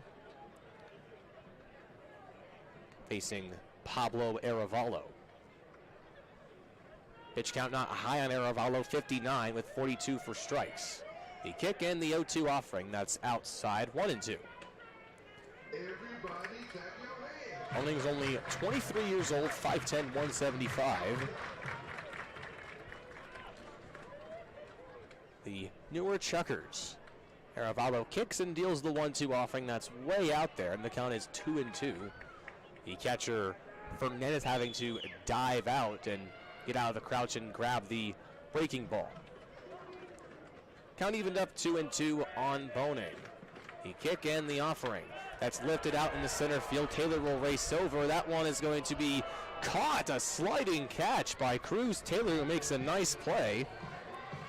The sliding catch retires Brandon Boning. When the lineup over to Steve Barmakian. Barmakian's 0 for 2. He flied out to right his first time up and fouled out to the third baseman Raper in the third. Barmakian comes into the ballgame with a 17-game hitting streak. One of two Chuckers with an active hitting streak. Other being Dusty Stroop. First offering to Barmakian. It's outside, 1-0. Barmakian's out of Westfield, New Jersey. Had his struggles earlier in the season. He's the leadoff man for the Chuckers, but he's recovered and played quite well in his second year in Idaho Falls. The next offering is a breaking ball that clips the outside edge. It's 1-1 on Barmakian. Mentioned Barmakian leads the league in doubles at 27. He lifts this one out into left field. Going back is Wirtz. That one will be caught on the warning track. Well, Barmakian gives it a ride, lifts it out in the left field. Wirtz goes back all the way to the warning track, and he makes the catch. So 2 flyouts, 2 down in this bottom of the 5th inning, and here's Brendan Hewitt, who's had a good game. 2 for 2, single in the first, double in the third. Definitely helps. Hewitt had come into the ballgame, had a tough series early on. 2 for 16, 3 runs scored, and 2 stolen bases. Those were his numbers coming into the ball game tonight in the series. The first offering is high to Hewitt. It's 1-0. Hewitt now just needs the triple and the home run to complete the cycle. 1-0 offering is a ground ball gobbled up by Klein. Throw over to first. It's in time. Chuckers go down in order 1, 2, 3 as Pablo Arevalo works through the 5th. He's now eligible for a decision. We're through 5 on your Saturday night. Go to the top of the 6th, listening to Chuckers Baseball on KSPZ.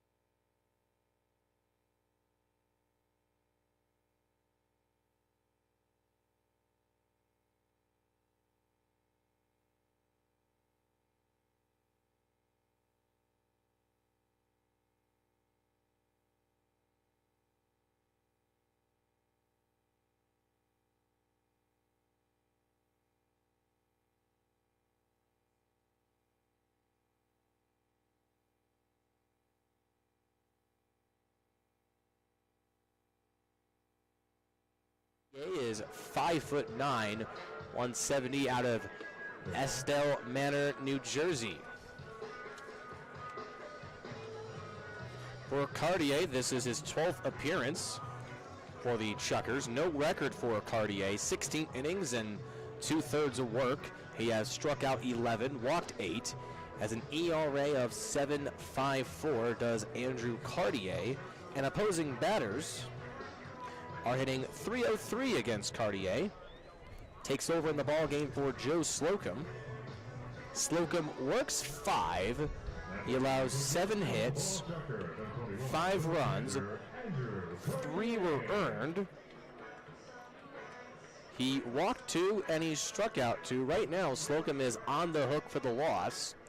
The Chukars are unable to tie the ball game up. So Andrew Cartier takes over on the mound for the Chukars. He was one of our pregame show guests earlier in the series. Began the year with the Gateway Grizzlies, was released and was picked up by the Chukars. He's had a couple of solid outings out of the Chukar pen. Overall in the series for Cartier, he worked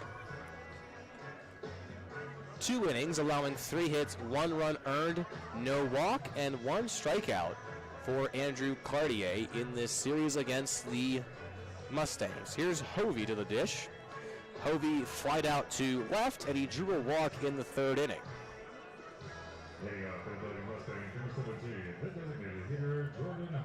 So Hovey to face off against Cartier. Talking to a lot of relievers in the clubhouse about the mindset is coming out of the pen. Base mindset is don't get caught up in the moment, just come on in, get outs, and give the game back to your offense. The first offering is a called strike on the Cartier fastball on the outside edge. It's 0-1.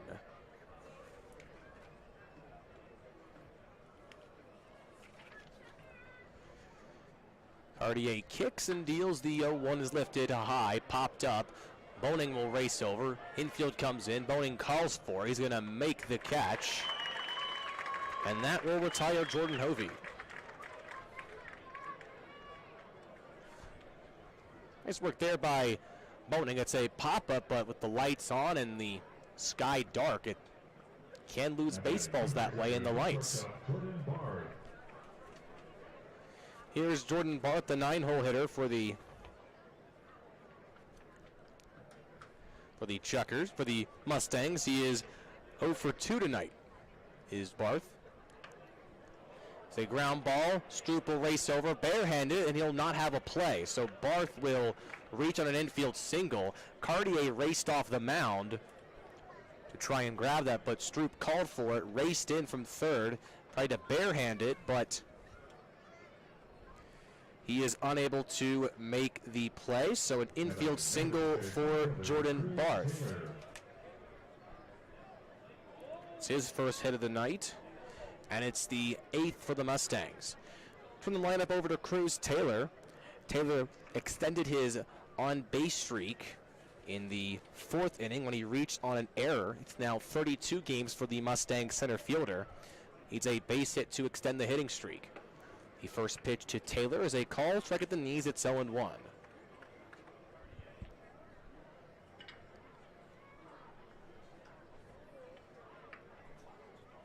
Clouds are dark moving in over the ballpark. Not a good sign. Wind blowing out towards left field. The count is 0-1. Cartier set chest high. The pitch is lifted foul. It'll find the seating on the third base side. Dark clouds at the ballpark, never a good sign. And I remember earlier in the year in Boise when it was clear skies, everything was nice, Chukars were winning, and then dark clouds rolled in, and that game got called after 6.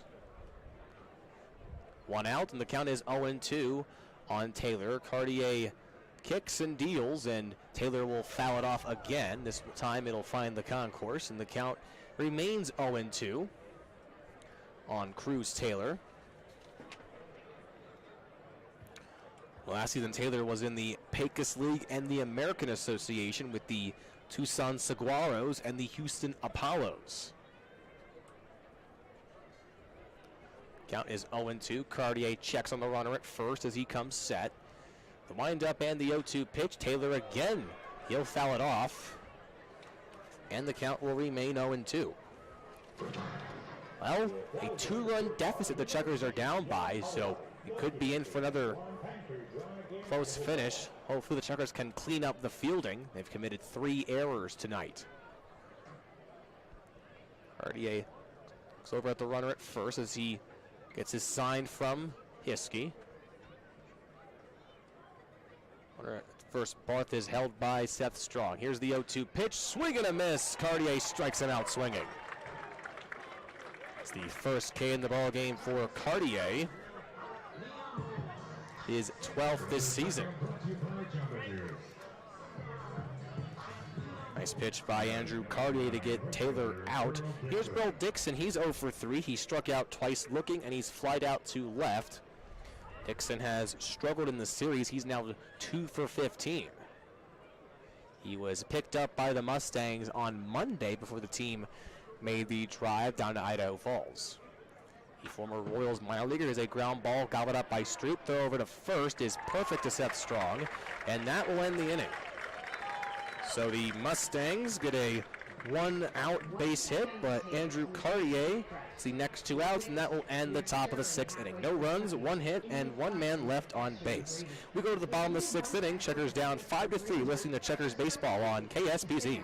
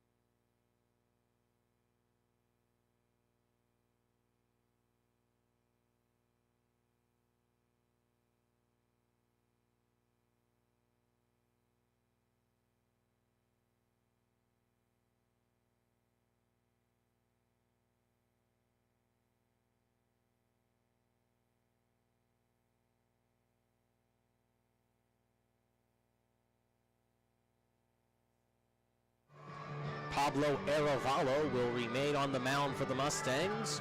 He'll face Dusty Stroop, Hunter Hiskey, and Thomas DeBonville. But the Chukars again down by 2 runs, 5-3 your score.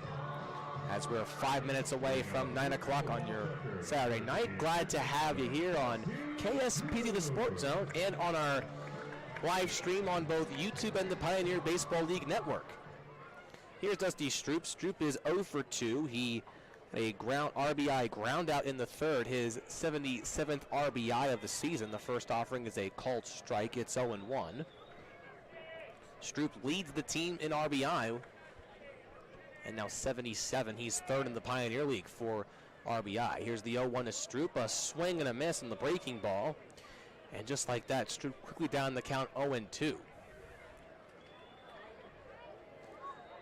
Will step out, adjust the batting glove. It's often Stroop find himself down the count 0-2, and that means he now has to protect and try and get foul-offs against Arevalo here. Arevalo set, kicks, and deals. The 0-2 is a high to Stroop. It's 1-2. Stroop has had a good past 10 games, though. Over his last 10, he's batting .500, 22 for 44. There's great numbers from Dusty Stroop. Arevalo looks into his catcher Fernandez and wants to look through the signs once again. He'll step off.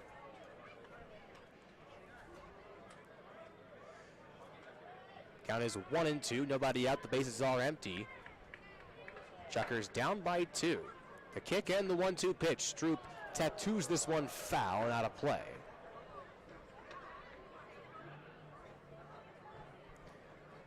The count remains 1-2 on Dusty Stroop. Hunter Hiskey on deck. Saravallo looks in, nods his head in approval from a sign from Fernandez. 1-2. Stroop swings and misses on a breaking ball, slams the bat down in frustration, and he's broken it. Holding a new piece of lumber the next time he's up as he goes down swinging. He'll at least have one more at bat in this ball game to try and extend that hitting streak to hopefully 19 games. Here's Hunter Hiskey. Hiskey is 0 for 2. He reached an error in the second, scored a run, and lined out to right his last time up. The first offering is a called strike outside edge to Hiskey, and it's 0-1 on Hunter. The Chukar catcher, who's played quite well as catcher. Also had some games at first base. Next pitch, it's fouled back just over the press box, and they'll bounce off the sweets to the left of the press box. Count quickly 0-2 on Hunter. And the infield will shift towards first base. Second baseman playing on the edge of the outfield grass. Shortstop playing on the first base side of second. The third baseman playing there. So a big shift.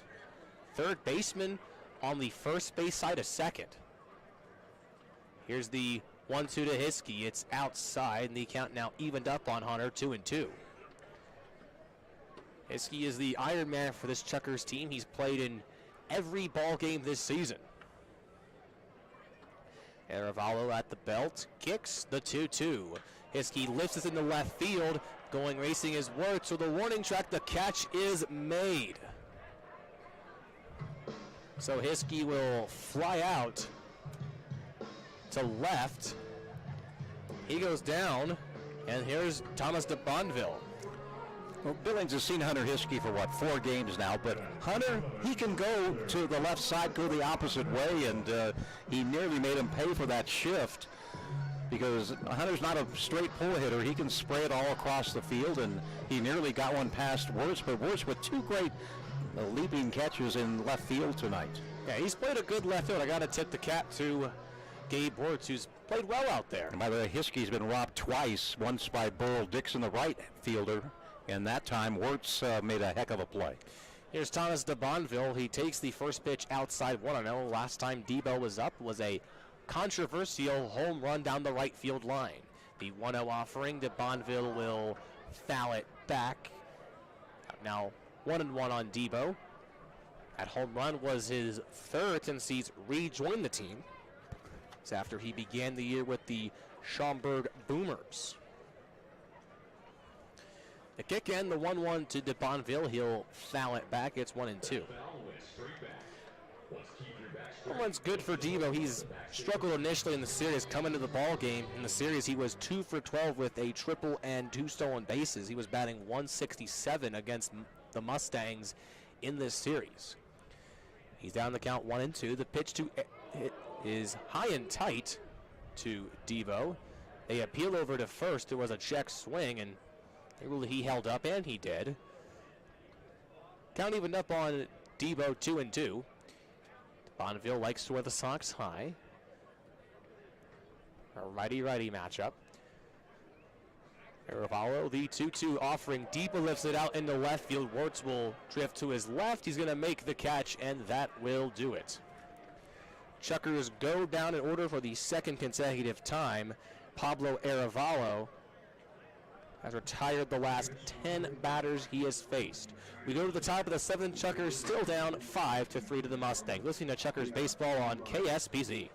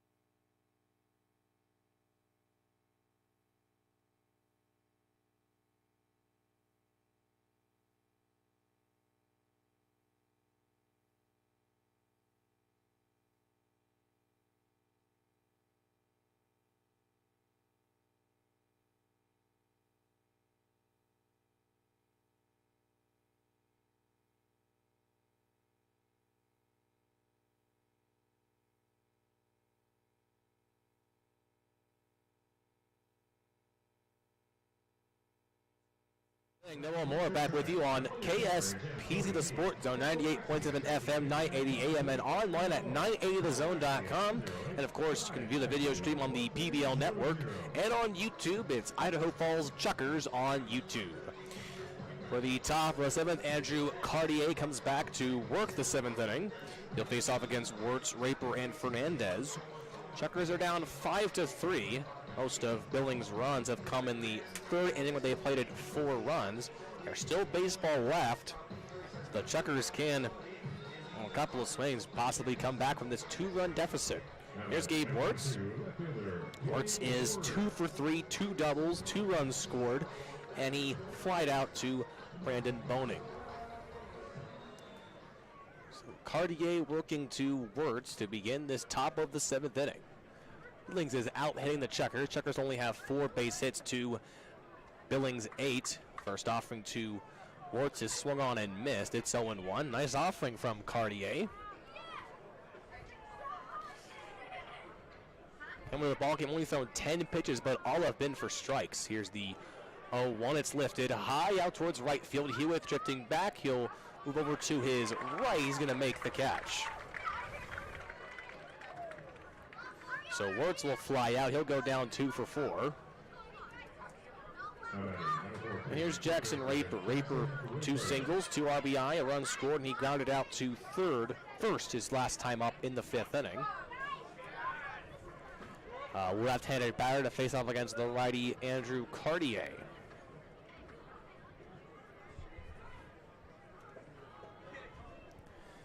First pitch, Raper swings and misses on the Cartier fastball. And just like that, it's 0-1. Goal for Cartier, keep the score as is. The kick and the 0-1 offering, it's high to Raper, it's 1-1. I said the quality of baseball in this series between both these two teams, it's been quite good. Both teams have given out their best hitting and their best pitching. Here's a high foul ball. This is going to find the seats on the third base side. And Raper now down the count. 1 ball, 2 strikes. And 1 out with the bases empty.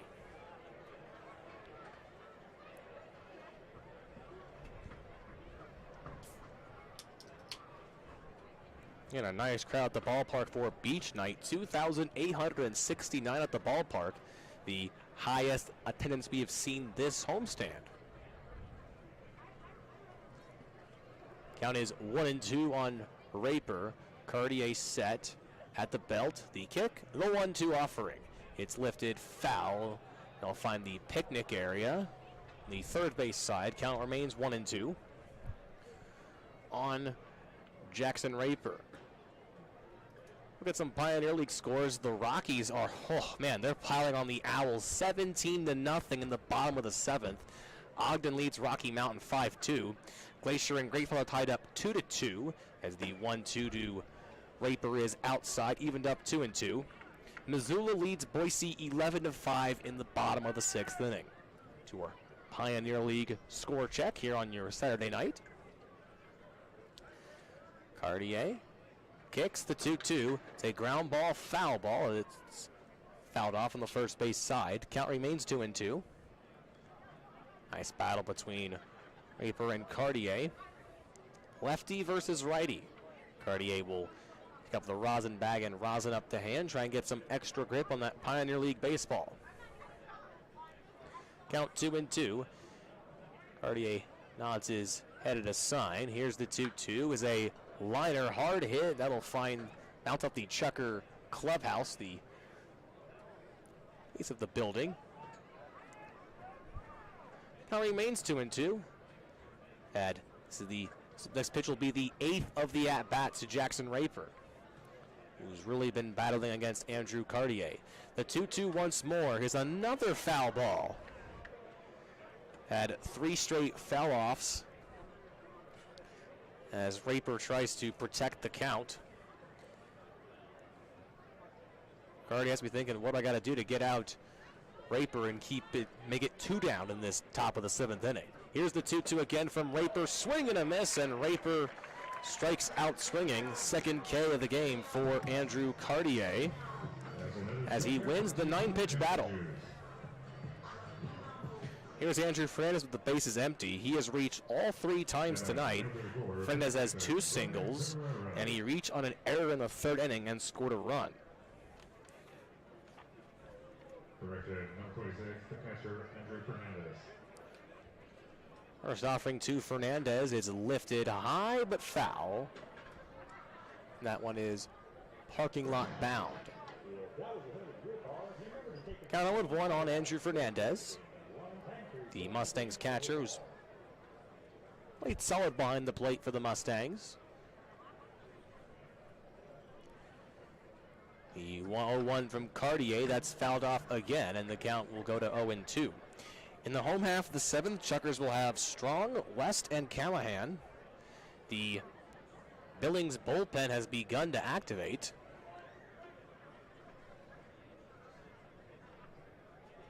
This will be a right-hander begins to toss.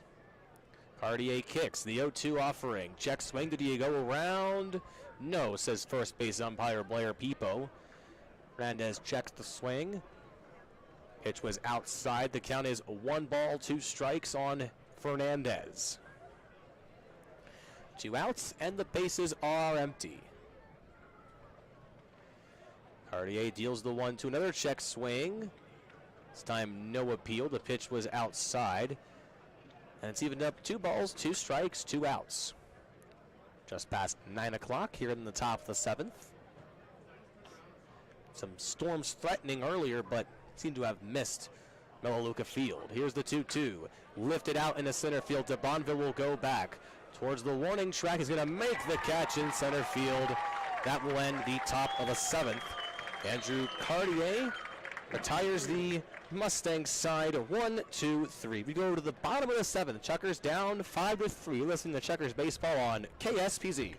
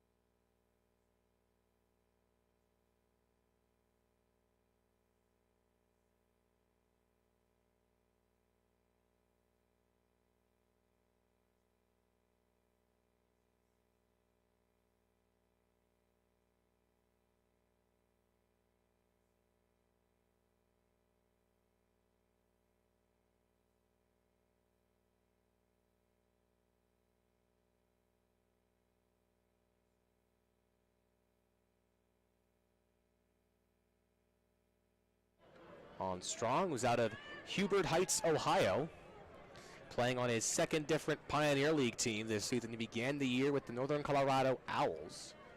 He's played most of the year with the Bakersfield Train Robbers of the Pecos League, where he batted over 400 there.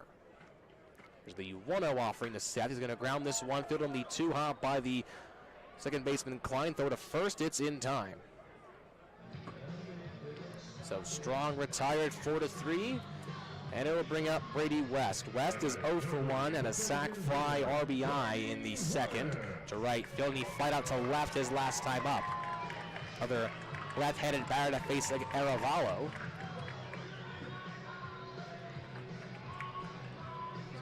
So West versus Aravallo. West's last base hit was 2 days ago, and it was a single. It's a hard hit foul ball right into the netting above the Chucker dugout on the first base side. West quickly down 0-1. He's had a really good start to the year. He batted .386 in the month of June, had a really good game in the series finale against the Vibe, but since then, he's found himself in a slump. Aravallo kicks and deals the 0-1 offering that's inside to Brady, and it's 1-1. He's out of Greenville, South Carolina. Chucker from last year's team. Count is 1-1, 1 out, and the base is empty. Aravallo winds and deals the 1-1. That's way out there to Brady West, and it's 2-1.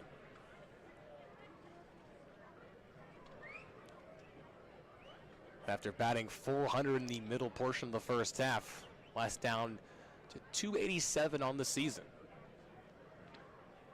Foul looks into his catcher Fernandez. Here's the 2-1 offering. The breaking ball does not come back to the plate. And just like that, the count is 3-1.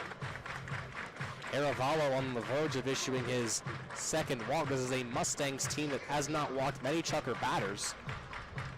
Only walked 7 in this series. Chuckers are the most walked team in the Pioneer League as well. Here's a 3-1. West lifts it high. Third baseman Raper backing up. He's into the foul territory. Looks like that's going to be Barth that came over and made the catch. So Raper called for it, went into foul territory. The wind took it that way, and Barth, who is backing up the play, he slides down, makes the catch. So nice play by Jordan Barth. And just like that, 2 up, 2 down. Here in the bottom of the 7th, and here's Eric Callahan. He's 0 for 2. He has struck out twice.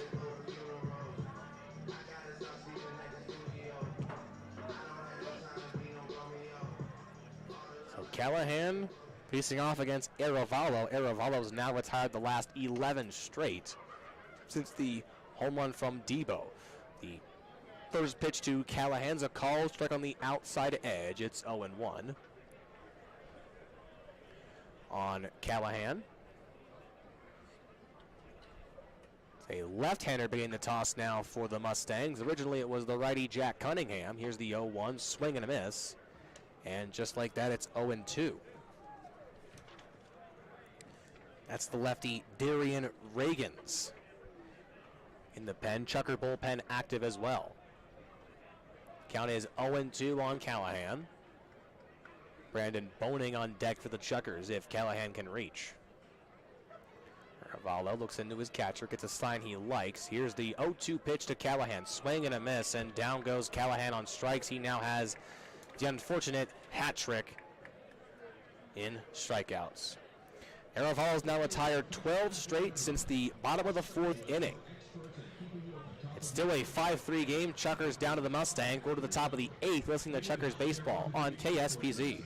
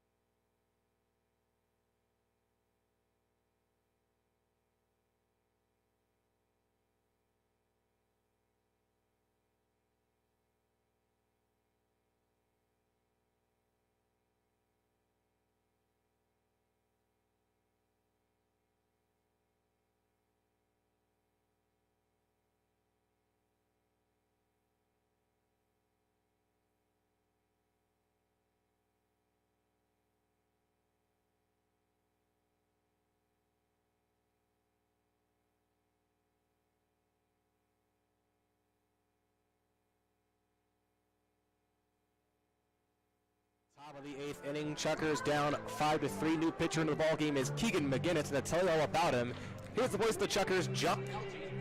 Thank you, Noah. 5 runs, 8 hits, 1 error. Billings, 3 runs, 4 hits, 3 errors. Idaho Falls, as Noah mentioned, Aravalo's retired the last 12 batters he has faced after that Thomas de Bonville home run. Keegan McGinnis was our player of the game 2 nights ago. Actually, it was 3 nights ago. Keegan won the Burger Theory gift certificate. Nice job, Andrew Cartier. 2 innings of scoreless baseball. He did not walk a batter. He gave up just 1 single, and he struck out 2. And here is Keegan McGinnis making his 33rd appearance out of the Chukars bullpen. A record of 2-1. 40 innings of work, 51 strikeouts. Opposing batters hitting only 242 off Keegan. And he comes in with an earned run average of 4.99. He'll face Pereira, Klein, and Hovey here in the top of the 8th. Chukars down by 2, 5-3. Slocum went the first 5. And Cartier, a couple of scoreless innings out of the Chukars bullpen. Pereira tonight had the big hit, the 3-run home run back in the 3rd, and that gave the Mustangs their 5th run of the night. First pitch, he squares the bunt, and the pitch was a strike called.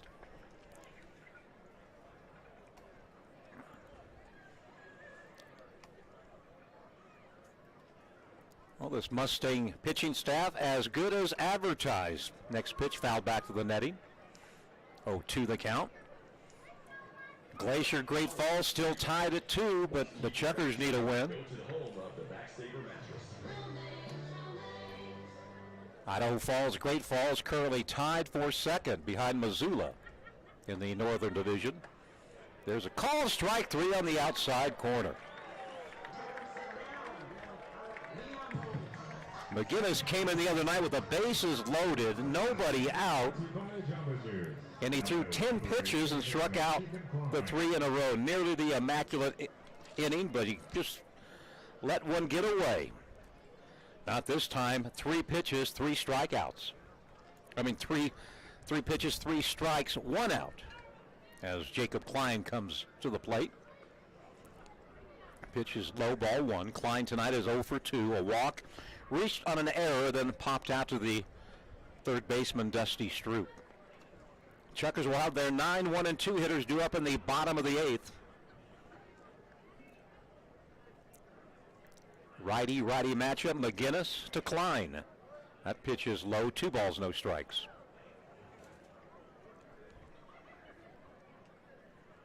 Billings scored 1 in the top of the 1st.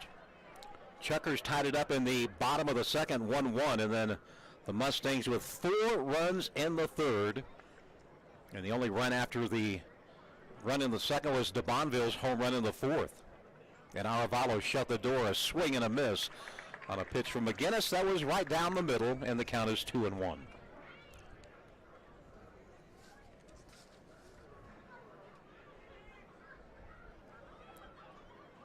2-1 pitch. Or that slider really dropped off the table, and it's 2-2.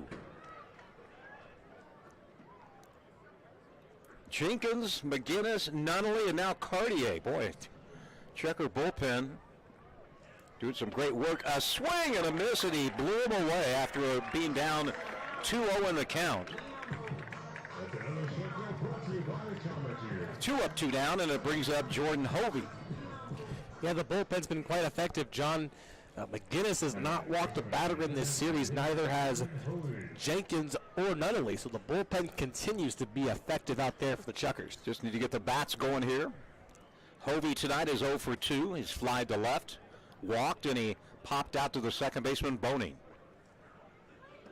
Swing and a miss on the first McGinnis breaking ball. Chukars last night only 6 hits, tonight only 4. As the Mustangs pitching staff has really shut down the Chukars offense. Next pitch, Just blew him away with a fastball, another swing and a miss, and McGinnis looking to strike out the side here in the 8th inning.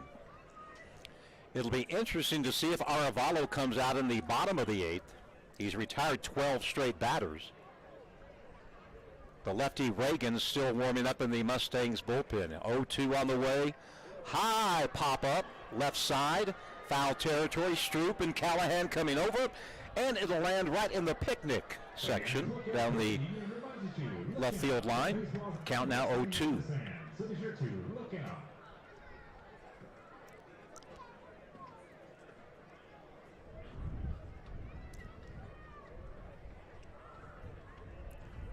No balls, 2 strikes, 2 outs on Jordan Hovey.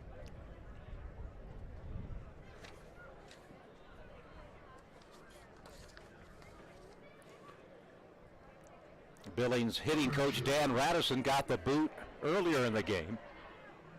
Now timeout called at the plate.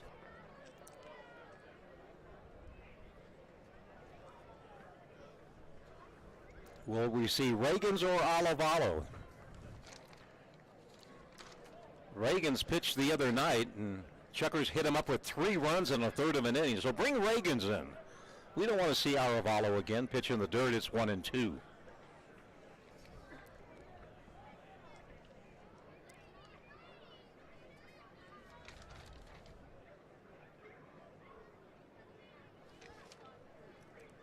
Two outs, nobody on base. We're in the top of the 8th. Pitch high, 2-2 the count. This is game 5 of the series, and neither team has scored in double digits to this series, which is unheard of in Pioneer League baseball. So credit the Chukars pitching staff. They've been going toe-to-toe and head-to-head with the Billings staff. That pitch high and the count full, 3-2. Chukars last night committed 4 errors, 3 more tonight, 7 in the last 2 nights. Full count, 3-2. Hovey on deck, it's Barth. McGinnis kicks, 3-2 pitch is just a bit high, ball 4. Way to go, Noah, you jinxed him. It's all your fault. Well, the sportscaster's jinx worked against Keegan McGinnis. It's okay. Here's Jordan Barth. Barth tonight, a single. He hit into a double play, and he was called out on that batter's interference when Klein was trying to steal second base. So Hovey at first base with 2 outs. Again, Chukars will have their 9-1-2 hitters due up, and hopefully they'll be facing the left-hander Darius Reagans. Pitch is right down the middle. Good overhand fastball by McGinnis at 93 on the gun, and it's 0-1.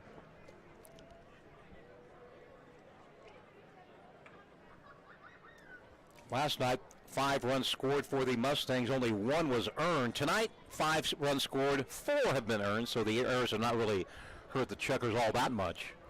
Next pitch is low, evens out the count at 1-1.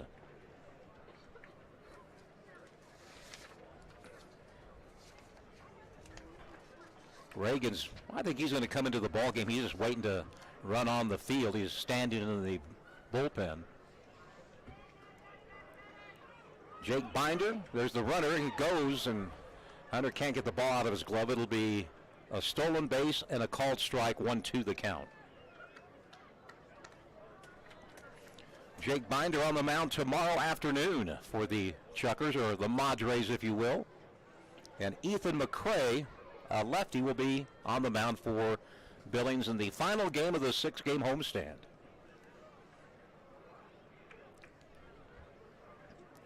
Right now it's 2 wins apiece. The pitch, did he go? I think he did. And he did, says the first base umpire, and Hovey can't believe it. And McGinnis strikes out the side, although he did give up a walk. No runs, no hits, no errors, 1 left. Chukars bats need to get going. They trail it 5-3 here at Melaleuca Field.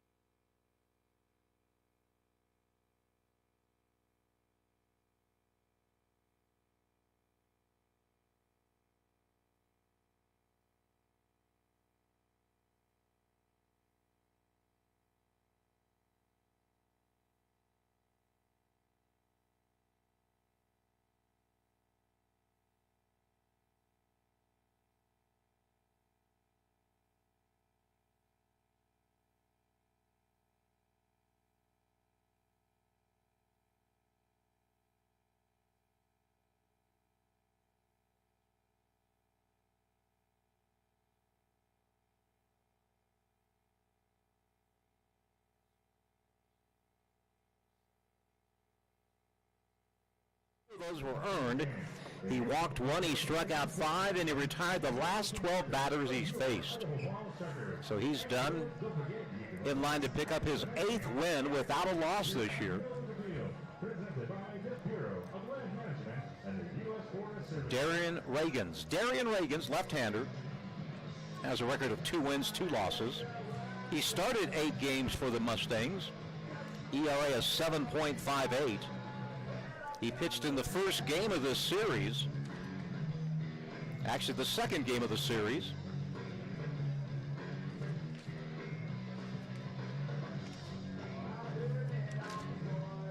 And the Chukars lit him up for 3 runs on just a third of an inning. Brandon Boning, Steve Barmakian, and Brendan Hewitt, the scheduled hitters for Idaho Falls. Darian Reagans, 6'2", 230 pounds, out of Baltimore, Maryland. He's 25 years old. Got the long dreadlocks going on underneath the baseball cap. Brandon Boney, the second baseman, will lead it off. He's 0 for 1. He walked and scored in the third. He hit a fly ball to the center fielder, Cruz Taylor, in the 5th inning.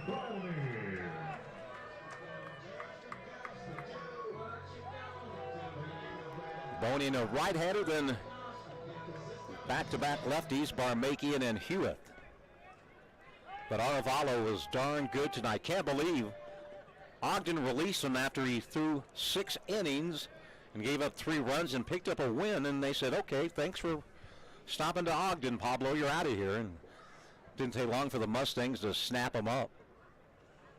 0-1 to Boney. This ball's going to... Is it going to drop? It is. Boy, great attempt by the second baseman, Klein. Boney's going to go to second, and he's going to have a leave-off double, and then he gets hit in the head on the throw. Boney got hit right in the noggin, and tell you what, the Chukars are just having bad luck injury-wise. Second baseman made a heck of a try, Klein, and went off his glove as he dove into shallow right field. Yeah, Brandon's a tough kid. He says, I'm okay, Skip. A double for Brandon Boning, his first extra base hit of the season. And a good start to the Chukars' 8th. Gotta commend the effort by the second baseman, Klein, who really dove out there, tried to grab it, didn't come up from the athletic trainer, is now checking up on Klein. Now they're checking on the Klein. I thought the ball hit the runner Boning, and I think it maybe hit both of them. I want to say maybe it was the glove from the shortstop Barth that came in and got him. Could have been the ball, though. Yeah, Barth, shortstop, wiping some blood off his cheek. Ooh. Both players are okay. And the fans give them a nice round of applause.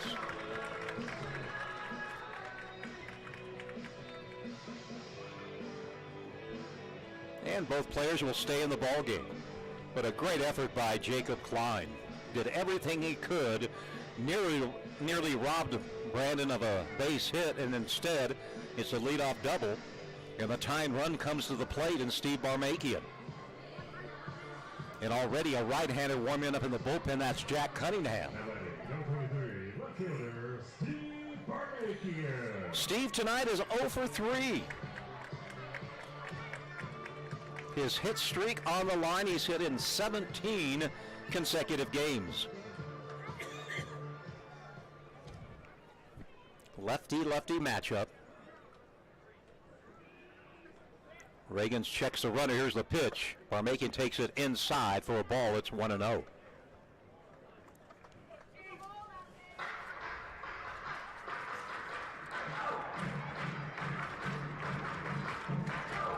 (5-3) Billings lead. Chukars trying to come back. Next pitch at the knees for a called strike. It's 1-1. Reagans was out of baseball for 3 years, from 2019 to 2021. So he was out of baseball for 3 years, comes back this year. And he fakes the throw to first base, or to second base. Darian Reagan's majored in psychology. Wants to become a sports psychologist. Left-hander out of Baltimore, Maryland. 1-1. Barmakian takes it for a called strike. And it's 1 ball, 2 strikes on Steve. Chukars with only 5 base hits in the ball game, 2 doubles now. Hewitt had 1 in the 3rd, and Brandon Boning here in the 8th inning. Base hit could score Boning from second. Barmakian, ground ball right back to the pitcher. Ooh, they have Boning caught up in a jam between second and third. Barmakian will make it to second, and Boning's going to be out on the play. So Barmakian reaches on a fielder's choice. A hard hit ball, a comebacker. And Boning was just too far off second base. He started to go back, but he knew if he went back to the bag, he would have been easily out. So at least he wasted enough time for Barmakian to get into scoring position. I think that was a 1-5-4-6. I'm not sure how that one's going to go down, but all we do know is there's 1 out. Off the top of the dugouts. Thank you. Here's Brendan Hewitt. Takes the pitch upstairs, ball 1. Yeah, the ball was hit hard. Nice play by Reagan, and he knew exactly what to do with it. He looked at second, and he saw he had Boning's. He was in trouble.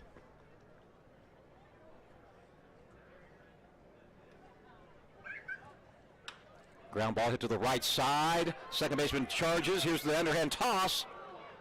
In time. Boy, bang, bang play. But Hewitt is out. Barmakian goes to third on the play, and now we're going to need a base hit, and Jim Riggleman will come out. I think we're going to bring the right-hander Cunningham into the ball game. No signal yet. So the play on Boning, it was 1-4 to 5-6. And Reagan's out, and we'll have a pitching change. It's brought to you by Infinity Coin, with 14 years of experience in coins, currency, and bullion. We'll tell you about the new Billings pitcher when we come back. Chukars down by 2 with a runner at third and 2 away here in the bottom of the 8th.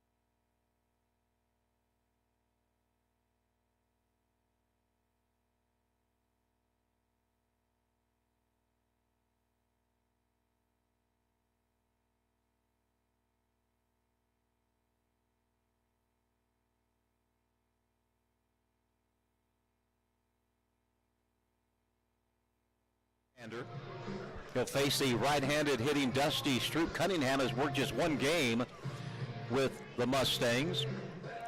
He came over from Ogden, where he pitched 18 games, went 0-2 with a 5.09 earned run average. He was released on August 5th by the Raptors, picked up by the Mustangs. He replaces Darian Reagans, who went 2/3 of an inning, gave up a hit.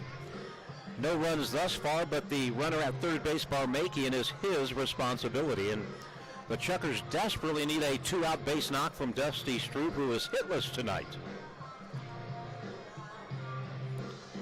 So a big part of the game here.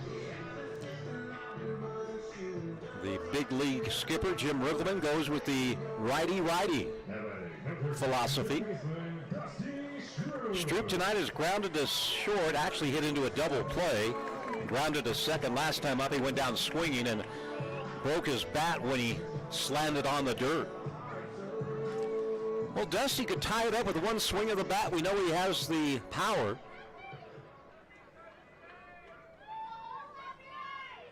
First pitch from Cunningham. A chopper, going to be tough play for the third baseman, Raper, and he's not going to get it. He tried to barehand it. That'll be a base hit and an RBI for Dusty Stroop. For the third time, he waits till his last at-bat to extend his hit streak, which is now a team-high 19 games in a row. And what a time to come up with that 19th straight hit in his 19th game, you know. And now it's 2 RBI as well for him, so the RBIs continue to pile on for Dusty Stroop. Hunter Hiskey's been robbed twice of extra base hits by 2 great outfield plays, one by Dixon and one by Wirtz. It's a 1-run ball game, 5-4. First pitch, Cunningham is a called strike 1 to Hunter Hiskey.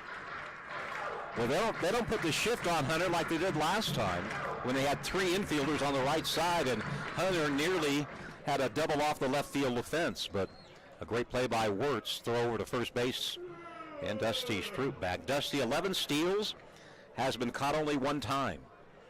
5-4, Chukars down by only 1. Stroop extends the lead at first base. The count on Hiskey, 0-1. Ground ball, base hit up the middle, took a funny bounce, and it's going to be Stroop to third. And the tying run is now at third base, 2 outs, and Debo coming to the plate.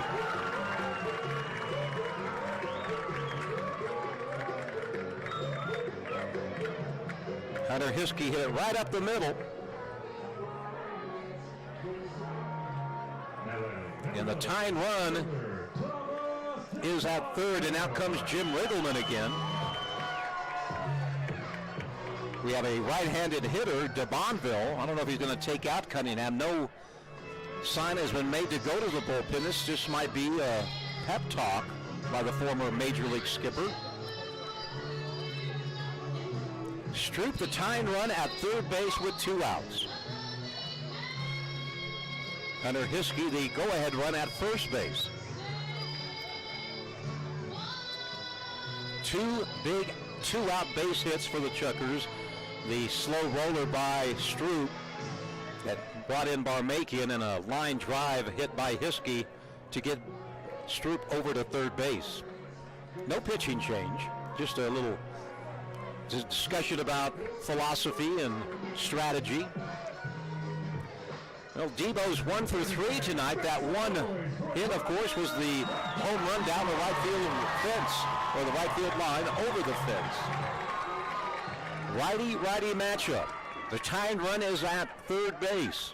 The go-ahead run at first base. 2 outs here in the bottom of the 8th. The pitch from Cunningham is fouled off by Debo. Just got it off the end of his bat. And it's 0-1 on the Chukars center fielder.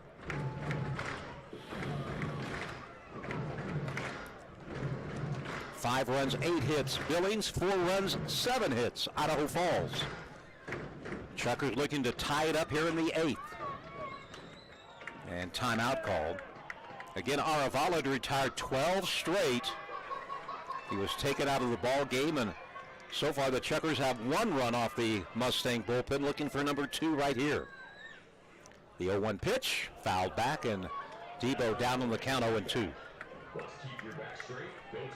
Top of the 9th, it'll be the top of the order for the Mustangs.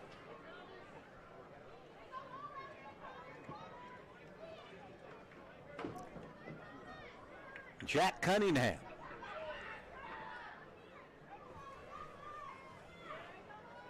The pitch, base hit over the head of the third baseman. We're tied at 5, and Hiskey will stop at second. Debo, a big 2-out base knock, and we're tied at 5 with the go-ahead run in second at second base, and the Chukars putting on a heck of a two-out rally. 3 successive singles.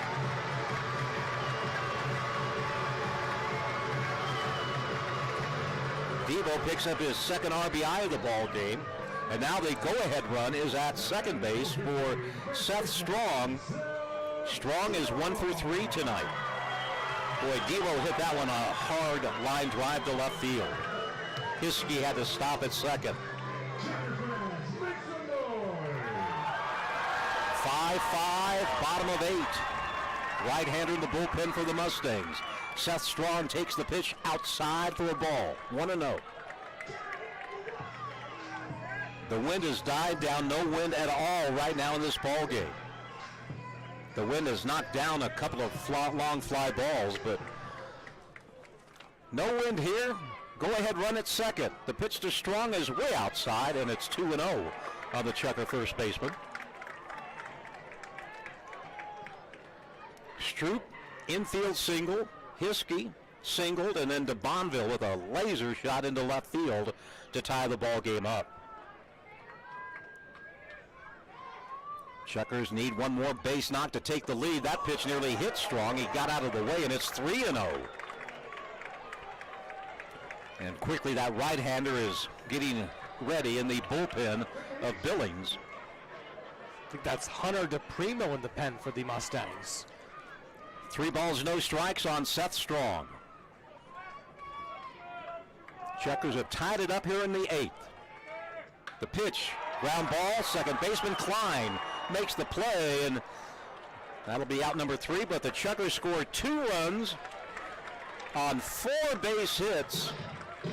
No errors and 2 men left on base as we move to the top of the 9th. It's Idaho Falls 5 and Billings 5.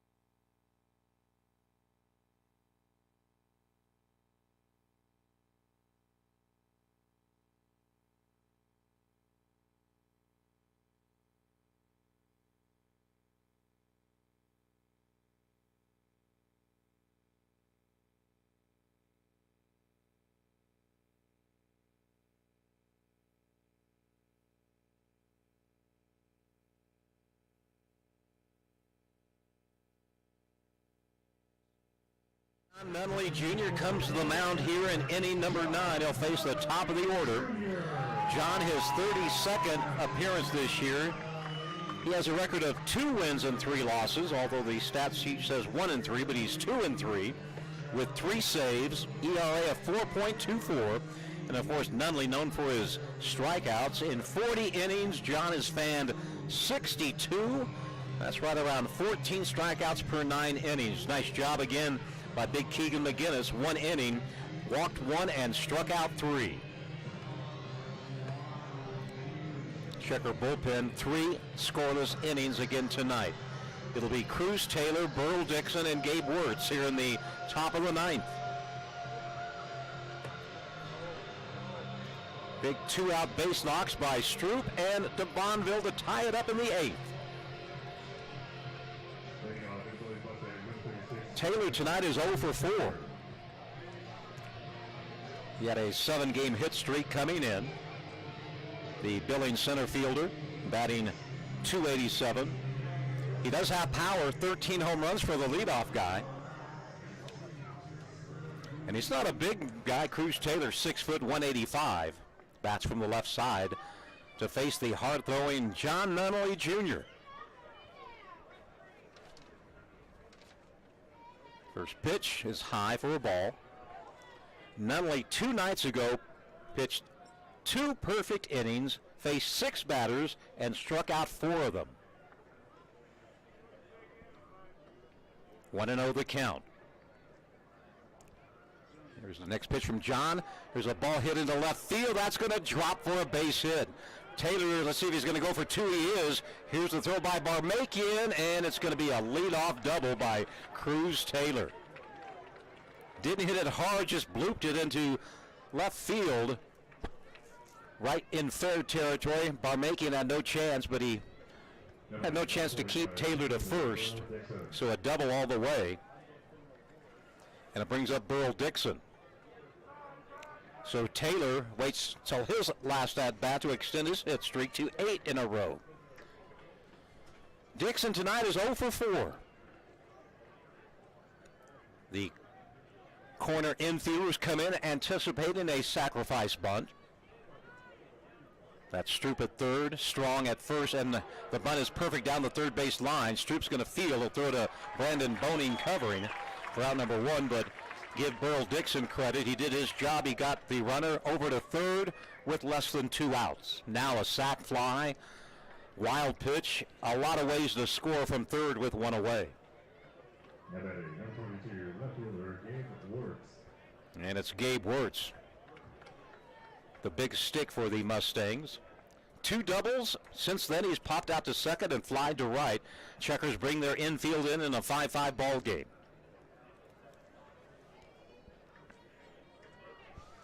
Nunnally hoping for a strikeout. Here's a long fly ball. Hewitt going back. He looks up, and this ball is going to be out of here. Gabe Wirtz has given the Mustangs a 7-5 lead, his 17th home run of the season on the first pitch from John Nunnally Jr. And that took the wind out of the sails of the Chukar fans. 380 for Gabe Wirtz, his 3rd hit of the game. 2 doubles and a home run for Wirtz. And that was a 2-run shot, and it's now 7-5. Pitch is low, ball 1. Well, Wirtz got the pitch he wanted and hit it over the right field fence.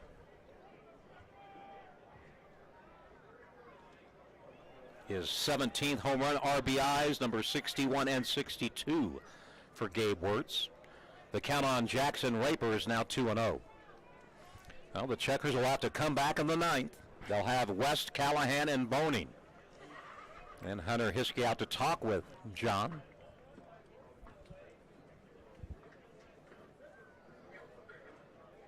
Boy, this place got quiet in a hurry.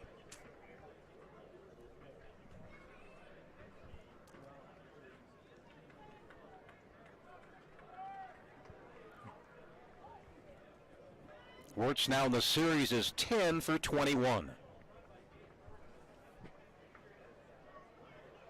1 out. And that was on the sacrifice bunt by Dixon. Here's the 2-0 pitch. That's hit foul out of play, 2-1.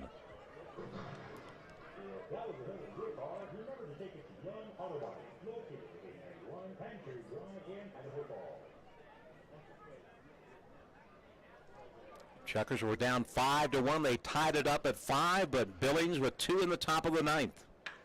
Here's a hard hit ball into center field. And that's the 3rd hit off John here in this 9th inning. 3rd hit for Raper tonight. 11th hit for the Mustangs. And it brings up Andrew Fernandez, who is 2 for 4. The life of a relief pitcher. 2 nights ago, 6 up, 6 down, 4 strikeouts. Tonight, a single, a double, and a home run. Pitch in the dirt, blocked by Hunter. 1-0 the count. And Chukars will have West, Callahan, and Boning due up in the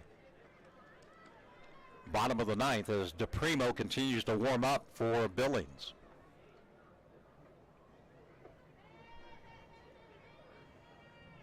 Runner at first with one out and 2 runs in. There's a breaking ball that finds the strike zone, 1-1 the count. We'll have the scoreboard coming up in the Westmark Credit Union Burger Theory post-game show. We'll check scores and recap tonight's ball game. The 1-1 pitch from Nunnally, a swing and a miss, and it's 1-2.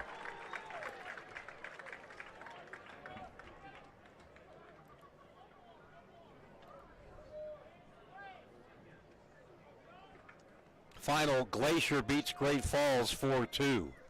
That's good, but the Chukars, for the second straight night, had a chance to maybe pick up some ground or stretch the lead over Great Falls, but it'll take a big ninth inning rally tonight.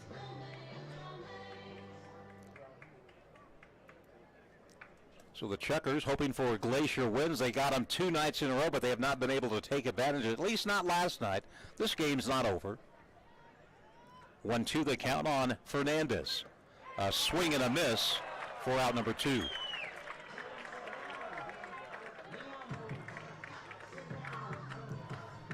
Now here's Brian Pereira. Nope, it's going to be Bryce Jackson pinch hitting for Pereira. Jackson last night had a pinch hit single. He'll come into play first base. I mean, Pereira's only played first base twice this season. So although it's a pinch hitting role, but Jackson will stay in the game and play first in the bottom of the ninth inning. A left-handed hitter with a runner at first base. Fastball is high, 1 ball, no strikes. Well, this will be a tough one to take after battling back from a 5-1 deficit to a 5-5 score, and next inning, a 2-run bomb by Wirtz of Billings. 1-0 pitch, that's going to be a foul ball out of play to our left, and it's 1-1. And look out, Credit Union reminds you to look out for baseballs and bats coming into the stand. Taylor had a bloop double down the left field line. Dixon sacrificed him over to third base, but then I think it was on the first pitch to Wirtz. He hit it over the right field fence for a 2-run lead. Count is 1 ball, 1 strike. That pitch in the dirt, Hiskey keeps it in front of him. In fact, it bounces all the way out to the middle between home and the mound. That'll be a wild pitch, and Raper now in scoring position.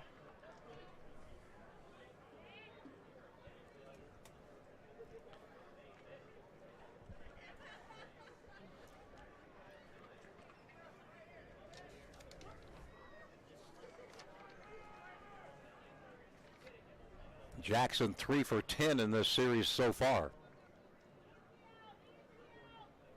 The 2-1 pitch, high, 2 balls, 2 strikes. Jackson out of Millersville, Maryland. 23 years old, 6'2", 245.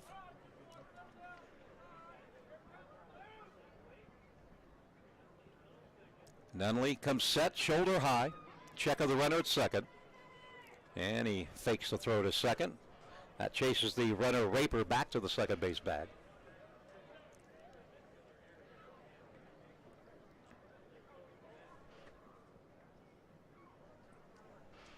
Boy, what a difference 5 minutes makes in this game. Never know what can happen in this league and in baseball in general. Oh, yeah, it's just a crazy game. There's a pitch outside, and that's ball 4. And it'll bring up Jacob Klein, who is 0 for 3 tonight. He's 1 for 15 against Chukars pitching. Number 8, second baseman Jacob Klein. Raper at second, Jackson at first. Now we're going to have a pinch runner for Jackson. Yep, I believe so. That'll be Abraham Mao running for Bryce Jackson. So Mao will pinch run. Pinch running at first base, number 13, Abraham Mao. The batter is Jacob Klein.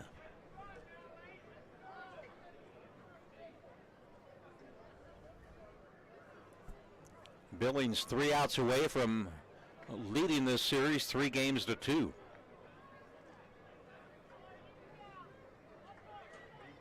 Righty-righty matchup with Raper at second, Mao at first.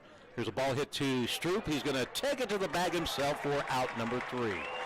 Well, the Chukars need 2 to tie, 3 to win. As we go to the bottom of the ninth, it's Billings 7, Idaho Falls 5.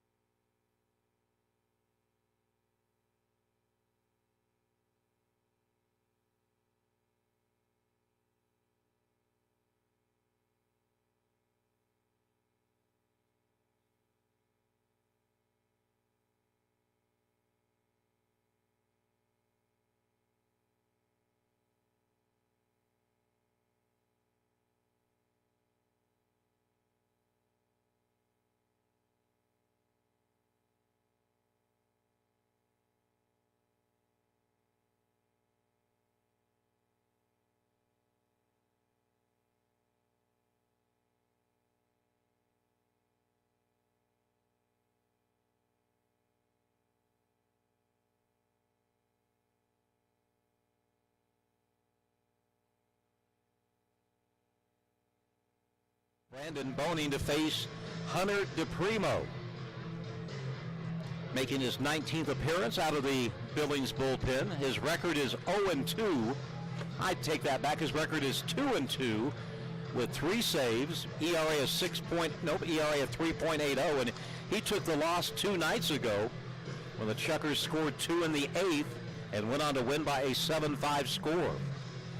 DePrimo replaces Jack Cunningham, who worked just a third of an inning, gave up 3 hits, 1 run, no walks, no strikeouts. So right-hander Hunter DePrimo facing West, Callahan, and Boney.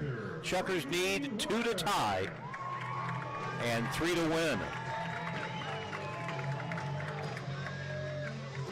DePrimo looking for his 4th save of the season. Again, a 3.80 earned run average. Brady West tonight is 0 for 2 with a sac fly. And everything's been hit up in the air off the bat of West. First pitch is a strike right on the end of the outside corner, count 0-1.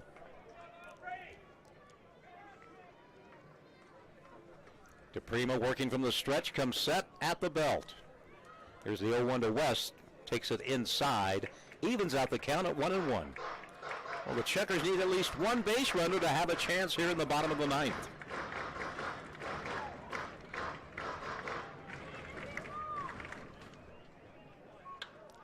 And West hits it high, but that's going to be an easy one for the center fielder, Cruz Taylor. Another sky ball that's caught easily by the center fielder, and that's out number 1. And here's Eric Callahan, who has not placed a ball into play tonight. He is 0 for 3 on 3 swinging strikeouts. The vibes aren't good, Noah, but we'll wait and see what happens. As Yogi Berra said, it ain't over till it's over, so you never know what can happen. Baseball and in this league. Hoping for some of that Melaleuca magic. First pitch to Callahan. Ooh, a little chin music. Count 1-0. You can hear the fans oohing and eyeing on that one.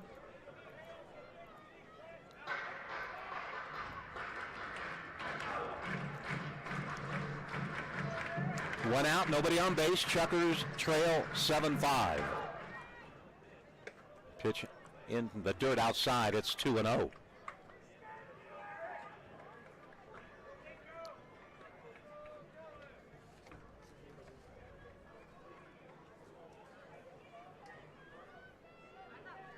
Right-handed hitting Callahan against the right-hander DePrimo.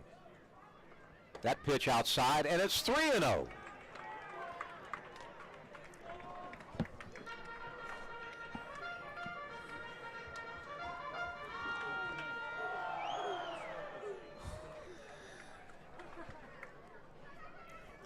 The count. There's a called strike. 3-1. On deck, Brandon Boning. He doubled his last time up. But first things first, Callahan needs to get on base. DePrimo down in the count, 3-1. Here's the pitch, outside, ball 4. So the tying run comes to the plate. And for what is it, Brandon Boning is not a home run hitter. Let's throw that out there right now. So maybe he can find a gap someplace and give Barmakian another chance. Brandon tonight has walked. He has flied to center, and he had that double off the glove of the second baseman to right field his last time up. Another right-hander warming up in the Billings bullpen. Callahan, 13 steals, but he's not going anywhere. I mean, his run really doesn't matter all that much, at least not right now. The pitch outside, and DePrimo has missed on 4 of the last 5 pitches, and that'll bring out Jim Riggleman, who's been a busy gentleman tonight. And I do mean gentleman, nothing but nice words about Jim Riggleman. Give him a lot of credit. 13 years in the bigs as a manager, and now he's here in Independent League, Pioneer League Baseball.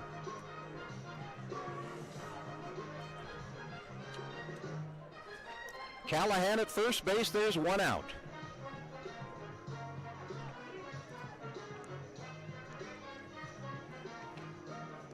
As you mentioned, the bullpen is active for Billings with Foster Pace, the righty, warming up in the pen. The count, 1 ball, no strikes on the Chukars second baseman. Wears number 6 on his back.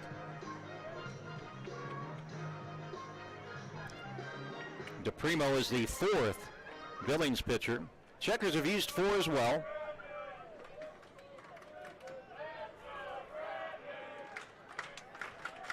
Now let's go Brandon chant. 1-0 pitch to Boning. That's, thought it might have been high, but it's a called strike, and it's 1-1.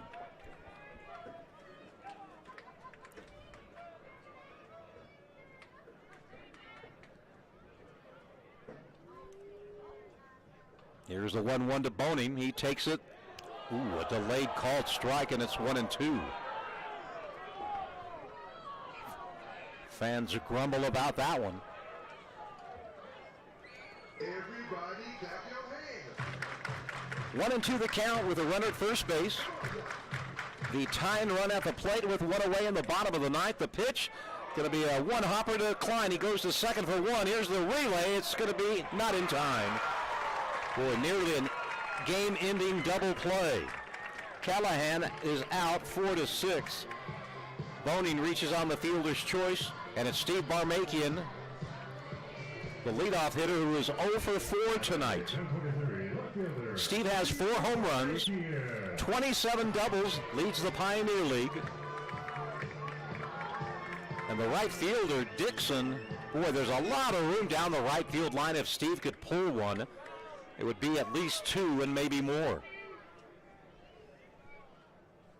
First pitch to Barmakian is way inside as he had to get out of the way. Count, 1 ball, no strikes. Callahan at, well, not Callahan, it's Boning at first.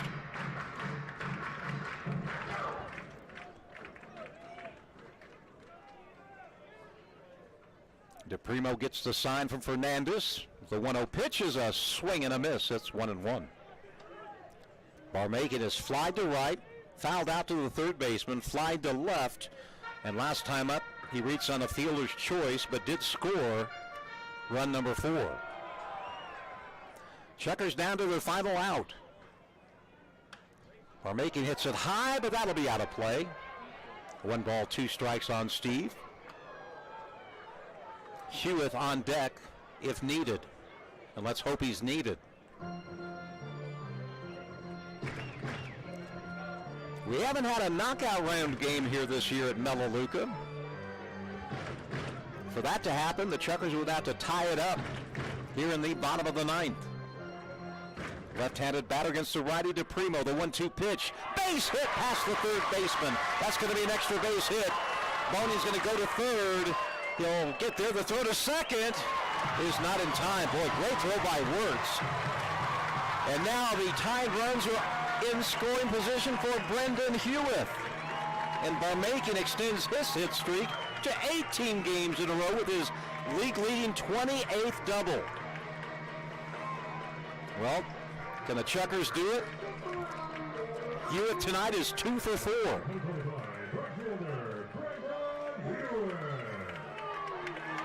And that'll bring up Jim Riggleman, and that'll mean we'll have a pitching change here in the bottom of the ninth. It's brought to you by Infinity Coin. 14 years of experience in coins, currency, and bullion. We'll tell you about the new Billings pitcher when we come back. Chukars have the tying runs on base with 2 outs in the bottom of the ninth.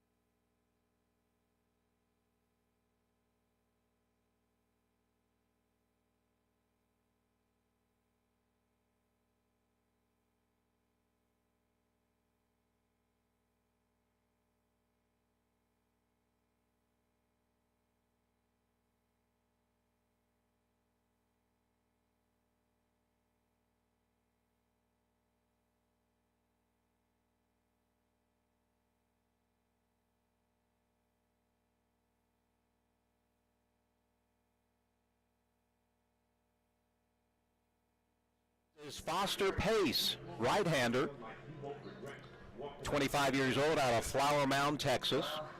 Pace this season, 25th game, all out of the bullpen. He has a record of 4 wins and 3 losses, no saves, and an ERA of 3.32. He replaces Hunter DePrimo, who went 2 1/3, gave up just a hit. No runs thus far, but that could change with a Brendan Hewitt base hit. Foster Pace worked 3 nights ago in the ball game. Pitched 1 inning and gave up 1 run. 7 runs, 11 hits for the Mustangs, 5 and 9 for Idaho Falls. Chukars are 1 base hit away from tying the ball game up. Brendan Hewitt will be the man at the plate.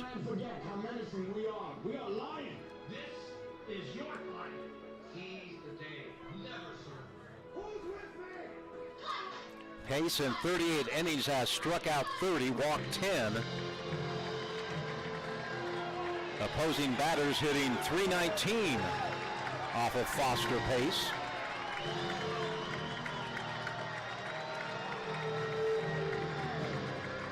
They're showing a movie clip on the big screen. Several movie clips, I should say, all of very hyped up moments trying to get the crowd on their feet here at the Luke in a critical situation. Boning at third, Barmaken the tying run at second. Steve with a big 2-out double. Brendan Hewitt, Chukar right fielder, batting .329. The young man out of Spring Lake, New Jersey. Left-handed batter, right-handed pitcher. We're going down to the wire on this 13th of August. Great Falls is lost. Hewitt has 1 home run that was hit in Kalispell, but just a single someplace.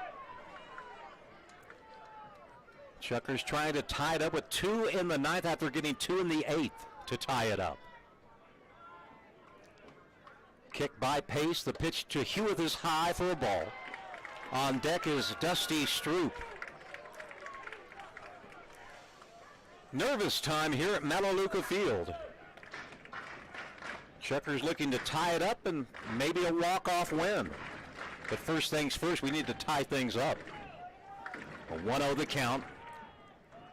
Pace set at the belt. Here's the pitch to Hewitt. He takes it down low, ball 2.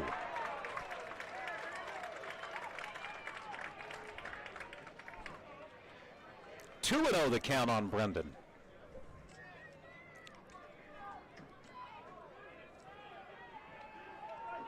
Good hitters count right here. You know, Pace does not want to face Stroop. And the 2-0 to Brendan. Catches the outside corner for a called strike. It's 2-1. Hewitt, I believe, was taking all the way. Now it's 2-1. Boning at third, Barmakian at second. 7-5 Mustangs lead. Pace versus Hewitt. The look at the runner at second. And a throw to second. And Barmakian got back, but boy, that would have been nice if it would have sailed into center field.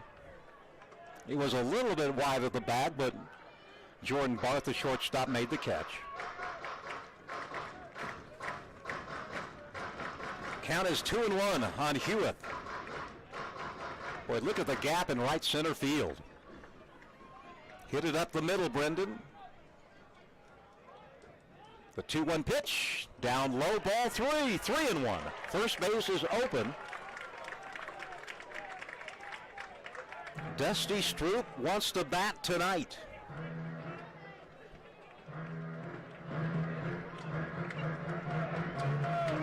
Three balls, one strike, 2 outs, 2 on. Chukars down by 2. Bottom of number 9.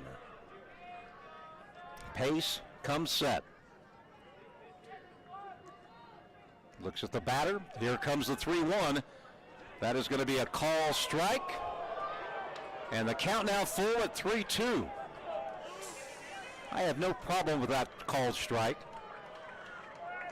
Of course, Brendan maybe tried to get in the mind of the home plate umpire, but here's the game right here, 3-2, 2 outs. Hewitt trying to tie it up.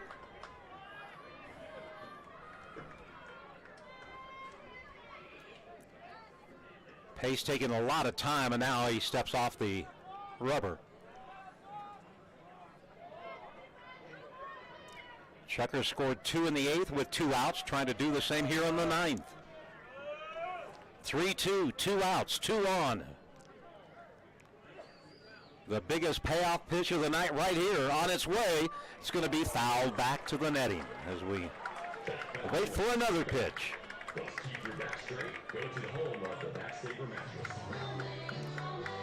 Great Falls is lost, so Chukars, but boy, can they pull one off here in the 9th?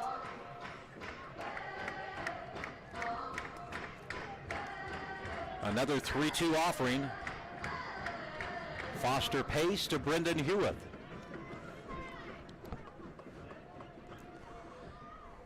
Pace just looks down at his feet. Now he's going to be ready to come home. The 3-2 is called strike 3. Boy, you look at the stat man, and Hewitt strikes out looking on a 3-2 pitch, and Billings wins the game by the final score of 7-5. No runs on one base hit, no errors. The Chukars leave the tying runs on the base in scoring position. Our post-game shows up next here on KSBZ.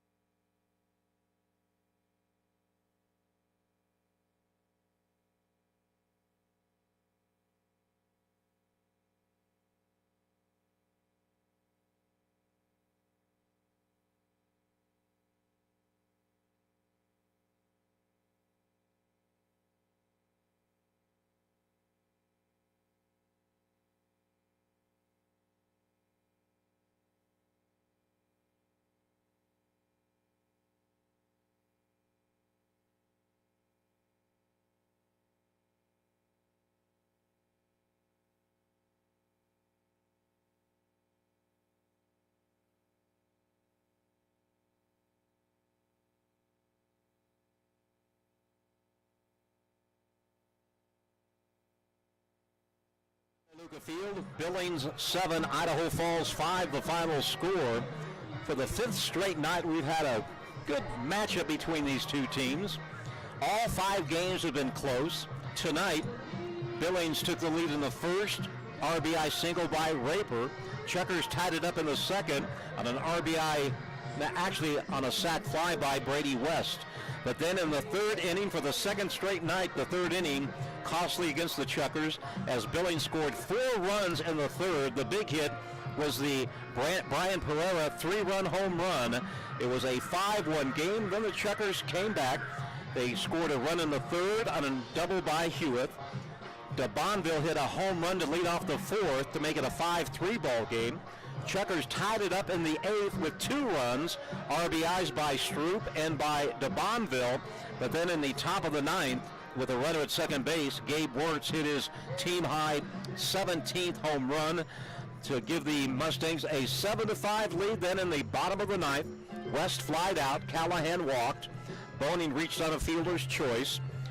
Barmakian doubled to put the go-ahead run, the tying runs on at 2nd and 3rd. Foster Pace came in and on a very iffy 3-2 pitch, Hewitt was punched out, and the Mustangs win Game 5 of the series by the final score of 7-5. We'll have the final numbers of tonight's ball game in just a minute. Time to check the big league scoreboard. Well, the Braves swept the Miami Marlins in a doubleheader. They won Game 1 5-2, while the second game 6-2. Toronto defeated Cleveland 2-1. The Rays roughed up the Orioles' 4th best prospect, DL Hall. They win 8-2 over at the Trop. The Cubs defeat the Cincinnati Reds 7-2. San Diego and Washington. Washington gets the win over the Padres 4-3.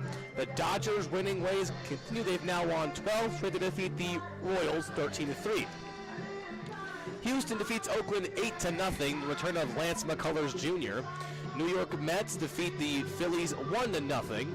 The White Sox defeat Detroit 6-4. Texas defeats the Seattle Mariners 7-4. The Yankees defeat the Red Sox 3-2. Isaiah Kiner Falefa, big in helping the Yankees defeat the Red Sox. Milwaukee defeats St. Louis 3-2 in the 10th. Arizona blanks Colorado 6-0. San Francisco defeats Pittsburgh 2-0. And the only game active right now, Angels Twins 3-3, top of the 10th inning. Shohei Ohtani with a home run in the 8th. Final scores in the Pioneer League: Grand Junction 17, Northern Colorado nothing. Ogden beats Rocky Mountain 8-5. It was Missoula 12, Boise 5, and Glacier beats Great Falls for the 2nd night in a row. But the Chukars lose to the Mustangs for the 2nd night in a row. Final line for the victorious Mustangs: 7 runs, 11 hits, 1 error. They left 8 men on base. And for Idaho Falls, 5 runs, 9 hits, 3 errors. The Chukars left 6 men on base. The winning pitcher was Hunter DePrimo. He picks up the win. Foster Pace gets the save. Actually, the winner was Cunningham, Jack Cunningham gets the win. He's now 1-0. Foster Pace picks up the save, and John Nunnally Jr. takes the loss. His record now 2-4. 3 home runs were hit in the ball game. Thomas DeVonville for the Chukars in the 4th inning. A solo shot, 375 feet, his 3rd. It was Brian Pereira in the 3rd inning for the Mustangs, a 3-run shot, 387 feet, his 7th of the year. Then the game-winning hit was Gabe Wirtz in the top of the 9th, 380-foot home run, his 17th of the year with a runner on. And the Chukars lose by the final score tonight of 7-5. Tough loss. The Chukars last night lost 5-1. Tonight they lose 7-5. Especially tough after being behind 5-1. You bounce back. You tie it up in the 8th, 5-5. Billings, 2-run home run by Wirtz, 7-5, and then the Chukars come back in the bottom of the 9th. They had the tying runs on base, but Hewitt was called out on strikes, and ball game over. Chukars lose for the 2nd straight night. Yeah, tough loss. You mentioned you articulated it quite well. You come back down 5-1, you tie it up, then the top of the 9th doesn't go the way as Wirtz hits his 17th home run. Now this series has been 3-2 Mustangs. Chukars will look for the series split tomorrow. They'll become the Madres as Jake Binder will toe the slab against Ethan McCray. Hopefully, we'll have a good finish to this series. I think that the hitting is getting better with the Chukars. Their timely hitting in good situations is getting much better. last game wasn't there, but tonight it was there, and hopefully it'll be going tomorrow afternoon against the Mustangs. Game finale of this series. Game took 3 hours and 12 minutes to play in front of a crowd of 2,869. Our Burger Theory player of the game tonight is Thomas de Bonville. He had a solo home run in the 4th and the tying single in the 8th. Thomas goes 2 for 4, 2 RBI. He wins that $25 gift card from Burger Theory. Well, the final score tonight from Melaleuca Field, it was Billings 7 and Idaho Falls 5. We'll be back tomorrow afternoon. Gates open at 3, first pitch at 4. Until then, for Noah Moore, I'm John Balgini, reminding you that Chukars Baseball is a presentation of Sandhill Media. Any rebroadcast, reproduction, or the use of the pictures, videos, and accounts of this game is prohibited without the express written consent of the Pioneer League, Sandhill Media, and KSPZ, the Sports Zone. Tonight, the Chukars lost a tough one by the score of 7-5. Good night, everybody. Good night, Jim.